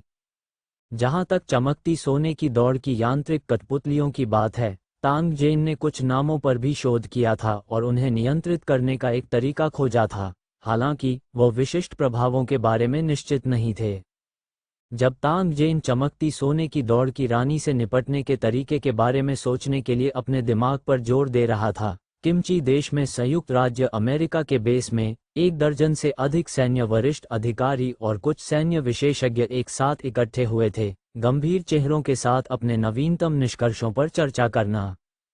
पिछली बार गोदी से एकत्र किए गए नमूनों के विश्लेषण के माध्यम से हमें इसमें कई अज्ञात पदार्थ मिले। हम मूल रूप से पुष्टि कर सकते हैं कि वे पृथ्वी से संबंधित नहीं हैं। इसके अलावा घटनास्थल पर बालों का एक गुच्छा पाया गया। विश्लेषण के बाद ये किसी अज्ञात जीव का होना चाहिए। इस प्राणी की मांसपेशियों का घनत्व बहुत अधिक है और मेरा मानना है कि यह एक अत्यंत शक्तिशाली जानवर है। विशेषज्ञ ने बोलना समाप्त करने के बाद सिर हिलाया और अपने हाथ में मौजूद जानकारी को देखा। एक अन्य विशेषज्ञ बोला। उन्होंने स्क्रीन पर प्रदर्शित सामग्री की ओर इशारा किया और कहा, गोदी पर रहस्यमय चोरी और लापता कंटेनर सैन्य अड्डे पर आसनल में हुई चोरी के समान है। मेरा मानना है कि वे सभी एक ही संगठन द्वारा किए गए हैं। हमें प्राप्त जानकारी के अनुसार आइस बियर अलायंस में भी ऐसी ही घटना हुई है, लेकिन वे जानकारी को गोपनीय रखने को लेकर बहुत सख्त हैं। अब तक हमें पर्याप्त जानकारी नहीं मिली है, लेकिन हमें लगता है कि दोनों के बीच कोई संबंध होना चाहिए। विशेषज्ञ के बोलने के बाद काले सूट में एक व्यक्ति ने कहा, हमने पहले ही अपने कुलीन लोगों को भेज दिया है और मेरा मानना है कि हमें बहुमूल्य जानकारी मिलने में ज़्यादा समय नहीं लगेगा। हालांकि इस बार इसमें अलौकिक शक्तियां और अज्ञात जीव शामिल हैं। क्या हमें जांच में सहयोग के लिए इस क्षेत्र के और विशेषज्ञों को आमंत्रित करना चाहिए? सेना पहले ही इस क्षेत्र के कुछ विशेषज्ञों से संपर्क कर चुकी है और वे अपने रास्ते पर हैं। मेरा मानना है कि इससे पहले कि अधिकारी अपनी बात पूरी कर पाता, दरवाजे पर दस्तक हुई। तभी एक अधिकारी अंदर आया और सभी से कहा, एक अज्ञात ऊर्जा गोदी पर प्रकट हुई है। वहां तैनात विशेष बलों ने आगे बढ़ना शुरू कर दिया है। वर्तमान स्थिति अज्ञात है। तांग जेन, जिसने क्वांटम अदृश्य प्रकाश स्क्रीन को सक्रिय किया था, घास से बाहर चला गया। उसने अपने शरीर पर लगी धूल को झाड़ा और धीरे धीरे सड़क पर चलने लगा। इस बार वह कुछ सिलाई मशीनें और अन्य चीजें खरीदने के लिए अपनी मूल दुनिया में लौट आए। कौन जानता था कि जैसे ही उसने टेलीपोर्टेशन पूरा किया, पूरी तरह से सशस्त्र सैनिकों का एक समूह उसकी ओर दौड़ पड़ा और लक्ष्य वह स्थान था जहां उसे टेलीपोर्ट किया गया था। तांग जेन, जिसने ये दृश्य देखा, को तुरंत एहसास हुआ कि उसे पूंछ से पकड़ लिया गया है। जब उसने इसके बारे में सोचा तो ये समझ में आया, इस घाट पर एक के बाद एक विचित्र चोरी की घटनाएं घटित हुई थीं और इनका तरीका भी सैन्य अड्डे पर हुई घटना जैसा ही था। यह अजीब होगा यदि दूसरे पक्ष ने खरगोश के पेड़ के तने से बाहर आने की प्रतीक्षा करने की विधि का उपयोग नहीं किया। बिना कुछ कहे उसने सीधे न्यूनतम टेलीपोर्टेशन प्लग इन सक्रिय कर दिया और पलक झपकते ही कई किलोमीटर दूर सड़क के किनारे भाग गया। वो उन लोगों को खुद को कष्ट देने देगा। अगर वे उसे ढूंढ सके तो यह एक चमत्कार होगा। जैसे ही उसने इस बारे में सोचा, जेन तांग ने अपना फोन निकाला और उस युवक का नंबर डायल किया जिसे उसने खरीदार के रूप में चुना था। दुर्भाग्य से 2 बार कॉल करने के बाद दूसरे पक्ष का फोन बंद हो गया। उसने उससे पूरे दिन अपना फोन चालू रखने के लिए कहा था ताकि वह उससे आसानी से संपर्क कर सके। अब इस आदमी ने अपना फोन बंद कर दिया था। कहीं ऐसा तो नहीं कि वह पैसे लेकर भाग गया हो? सोना बहुत मूल्यवान था और उसे आश्चर्य हुआ कि क्या इस आदमी के कोई बुरे इरादे थे। तांग जेन ने ऑल पर्पस इलेक्ट्रॉनिक किट को सक्रिय करने से पहले एक पल के लिए सोचा और फोन का स्थान खोजना शुरू कर दिया। साथ ही उन्होंने जबरदस्ती उसे ऑन कर दिया और कॉल मोड भी खोल दिया। जब तांग जेन ने एप्लीकेशन चालू किया तो शहर के एक सुदूर कोने में एक कमरे में टेबल पर रखा एक मोबाइल फोन अचानक चालू हो गया। इसकी स्क्रीन चमकी और फिर अंधेरे में गिर गई, लेकिन संचार और कैमरा फंक्शन पहले से ही चालू थे। उसी समय तांग जेन की आंखों के सामने शहर का एक 3 आयामी नक्शा दिखाई दिया। मानचित्र पर लाल बिंदु मोबाइल फोन का स्थान दर्शाता है। कैमरा चालू था। तांग जेन केवल अंधेरा देख सकता था, लेकिन रुक रुक कर आवाजें प्रसारित हो रही थीं। कुछ लोग जो किमची भाषा में बात कर रहे थे, धीमी आवाज में बात कर रहे थे। उनकी चर्चा की सामग्री में जानकारी, पारिश्रमिक, योजनाएं और अन्य शब्द शामिल थे। शायद ऐसा इसलिए था क्योंकि वे फोन से बहुत दूर थे। तांग जेन केवल एक मोटा विचार ही सुन सके। ये सब महत्वपूर्ण नहीं था। टैंग जेन को केवल फोन का स्थान निर्धारित करने और सीधे अंदर जाने की जरूरत थी। तांग जेन ने एक टैक्सी बुलाई और सीधे मानचित्र पर अंकित स्थान पर पहुंच गया। आखिरकार टैक्सी एक ऐसी सड़क पर रुकी जो कम ऊंची इमारतों से भरी हुई थी। तांग जेन टैक्सी से नीचे चला गया और आसपास के वातावरण पर नजर डाली। उसने सड़क से बाहर निकलने से पहले अपने लबादे को ढकने के लिए इस्तेमाल किए जाने वाले विंडकोट को साफ किया। थोड़ी देर घुमावदार गली में चलने के बाद तांग जेन एक 2 मंजिला इमारत के सामने रुक गया। उसने दरवाजे को धक्का देकर अंदर जाने की योजना बनाई, लेकिन उसने देखा कि आंगन का दरवाजा कसकर बंद था। उसने बैंगनी बिजली की छोटी तलवार निकाली, उसे दरवाजे के अंतराल में डाला और एक चीरा लगाया। दरवाजे पर लगा ताला आसानी से काट दिया गया और तांग जेन ने छोटे आंगन में कदम रखा। दरवाजा खुलने की आवाज सुनकर एक हट्टा कट्टा आदमी देखने के लिए बाहर आया। उसने तुरंत तांग जेन को आंगन में खड़ा देखा। जैसे ही उसका दाहिना हाथ तेजी से उसकी कमर तक पहुंचा, उसकी अभिव्यक्ति बदल गई। हालांकि जैसे ही उसकी उंगलियां बंदूक के हैंडल को छू गईं, तांग जेन के मुंह से वह बेहोश हो गया। उस ताकतवर आदमी के ऊपर कदम रखते हुए तांग जेन घर में दाखिल हुआ। जब उसने 2 अन्य लोगों को हथियारों के साथ आते देखा, तो वह तुरंत जमीन पर गिर गया और सीधे कमरे में सेल फोन के पास गया। गंदी मेज पर एक काला मोबाइल फोन था। यह युवक का संचार उपकरण था। हालांकि मोबाइल फोन यही था, लेकिन युवक का कहीं पता नहीं चला। तांग जेन ने अपने फोन की ओर देखा और उसके दिल में अचानक एक अशुभ भावना उमड़ पड़ी। पब फ्यूचर द्वारा विज्ञापन को फायदा दान आपके लिए और अधिक अध्याय लाने में सहायता के लिए हमारा समर्थन करें। संपर्क करें टॉस साइट मैप दान करें। अध्याय 180 बिखरी हुई आत्माओं को एकत्रित करना। अनुवादक 54,96,90,339। अपना फोन हटाकर तांग जेन ने जमीन पर पड़े एक आदमी को सिंक के पास खींच लिया, नल चालू किया और उस पर पानी डाला। ठंडे पानी के छींटे पड़ने के बाद वह व्यक्ति तुरंत जाग गया। उसने चक्कर खाकर अपना चेहरा पोंछा और तुरंत संघर्ष करना शुरू कर दिया। दुर्भाग्य से तांग जेन का हाथ लोहे की तरह सख्त था और वह मुक्त होने में असमर्थ था। इस फोन का मालिक कहाँ गया? टैंग जेन ने अपना फोन निकाला और उसे लहराते हुए उस आदमी से पूछा। वह आदमी, जिसका चेहरा पानी से ढका हुआ था, तांग जेन पर दहाड़ते हुए उसके चेहरे पर भयंकर अभिव्यक्ति थी। तुम कौन हो? क्या तुम्हें लगता है मैं तुम्हें नहीं मारूंगा? ये सुनकर तांग जेन ने व्यंग्य किया। उसने उस आदमी की कमर से बुरी तरह से संभाली हुई पिस्तौल निकाली और उसके सिर की ओर घूरते हुए कहा, मुझसे इस तरह के रवैये से बात मत करो, नहीं तो तुम अपनी जान गंवा बैठोगे। ठंडे थूथन से हत्या के इरादे को महसूस करते हुए वह आदमी अंततः शांत हो गया और धीमी आवाज में कहा, वह आदमी हमारे बारे में बहुत कुछ जानता था। बॉस ने सुरक्षित रहने के लिए हमसे उसे मारने के लिए कहा। उसका शव तहखाने में है और हमारे पास अभी तक उससे निपटने का समय नहीं है। टैंग जेन की अभिव्यक्ति गंभीर थी और उसने अपना सिर हिलाया। उसने बंदूक की बट से उस आदमी को बेहोश कर दिया और उसे जमीन पर गिरा दिया। पब फ्यूचर द्वारा विज्ञापन। तहखाने में तांग जेन का चेहरा अनिच्छा से भर गया था, क्योंकि जब उसने युवक का शव देखा तो उसकी आंखें चौड़ी हो गईं। तांग जेन ने युवक के चेहरे को थपथपाया और उसका सिर हिलाया। तुम सच में बदकिस्मत हो, बच्चे। तुम अभी मुझसे, एक अमीर आदमी से मिले, और इससे पहले कि तुम अमीर बन पाते, तुम्हें मार दिया गया। मरने से पहले आप शिकायतों से भरे होंगे, है ना? मृतक बोल नहीं सकता था। तांग जेन का व्यवहार आत्म उपहास के संकेत के साथ एक प्रकार का गहरा हास्य था। हालांकि इस युवक ने काफी समय से उसका पीछा नहीं किया था, फिर भी उसे उसका अधीनस्थ माना जाता था। तांग जेन का दिल स्वाभाविक रूप से गुस्से से भर गया था जब उसे इस तरह मार दिया गया था। हालांकि इससे पहले वह अभी भी देखना चाहता था कि क्या इस बदकिस्मत आदमी की आत्मा नष्ट हो गई है।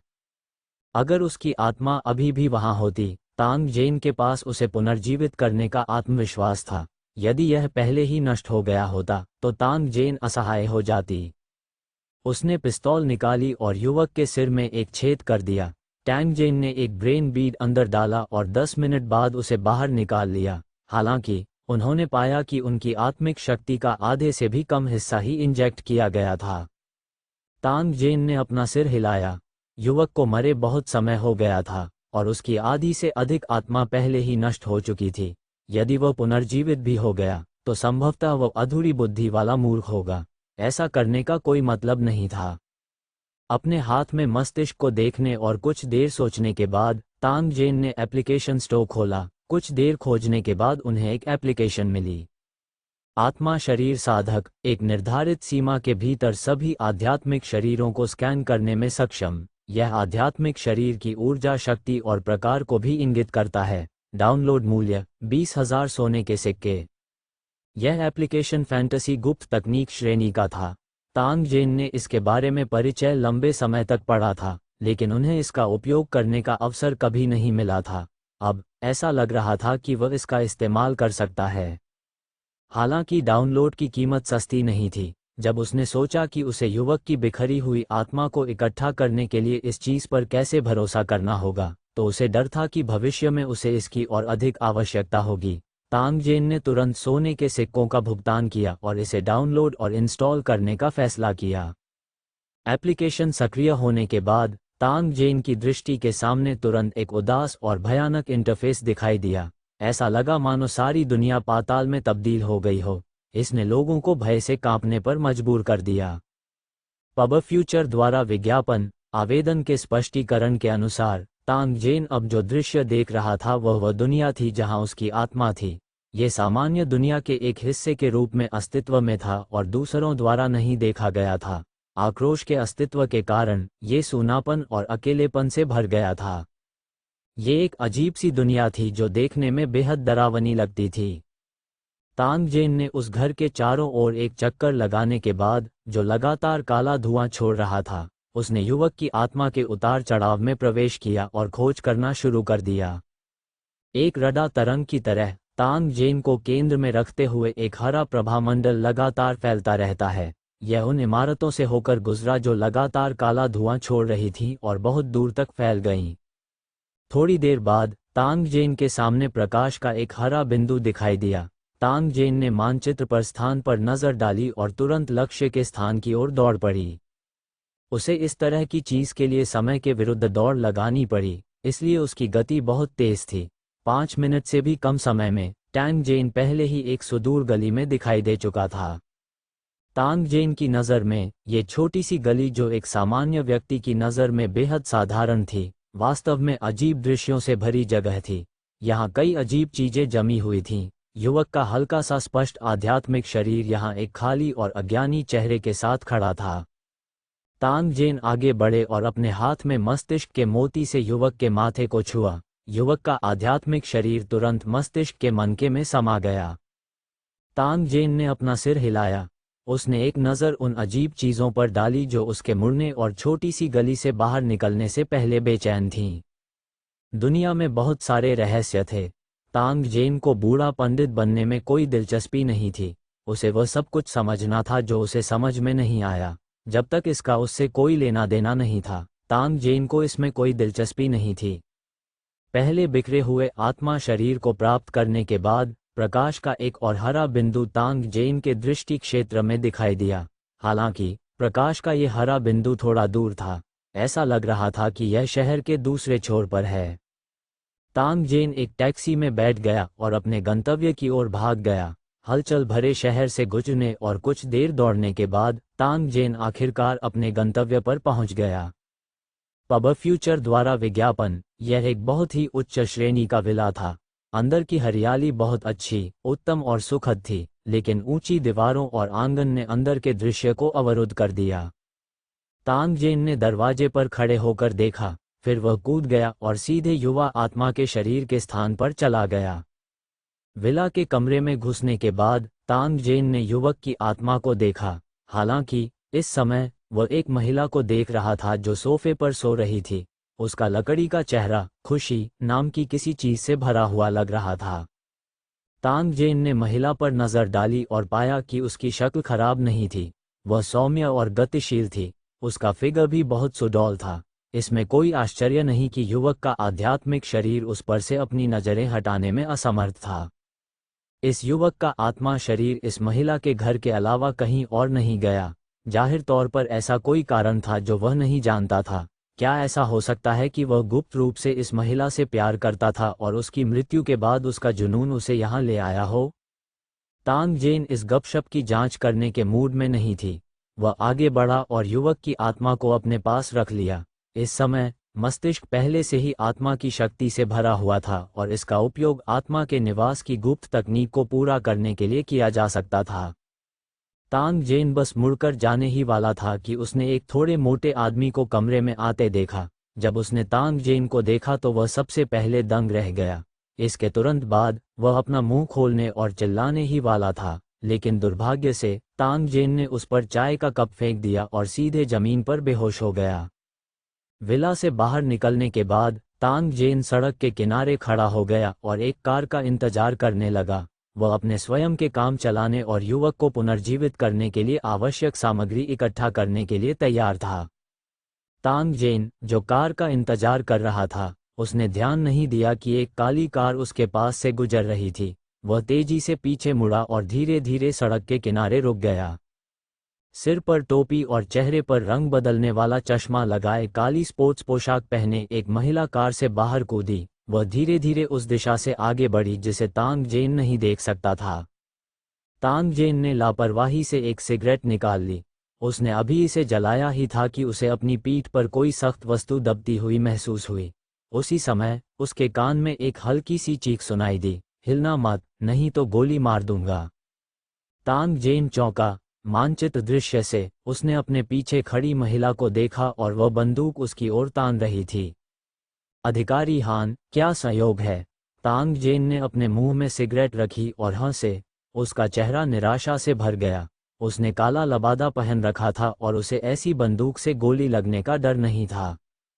तांग जेन की मूल योजना कार्रवाई करने और जाने से पहले दूसरे पक्ष को नियंत्रित करने की थी। हालांकि जब तांग जेन को उस संगठन की याद आई जिसने युवक की हत्या की थी, तो उसने कमियों को भरने का फैसला किया और किमची पुलिस को उनसे निपटने दिया। अगर ऐसा इसलिए नहीं होता क्योंकि उसके पास कोई खाली समय नहीं होता, तो इस मामले को तांग जेन द्वारा व्यक्तिगत रूप से संभाला जाता। पब फ्यूचर द्वारा विज्ञापन को फायदान आपके लिए और अधिक अध्याय लाने में सहायता के लिए हमारा समर्थन करें। संपर्क करें टॉस साइट मैप, दान करें।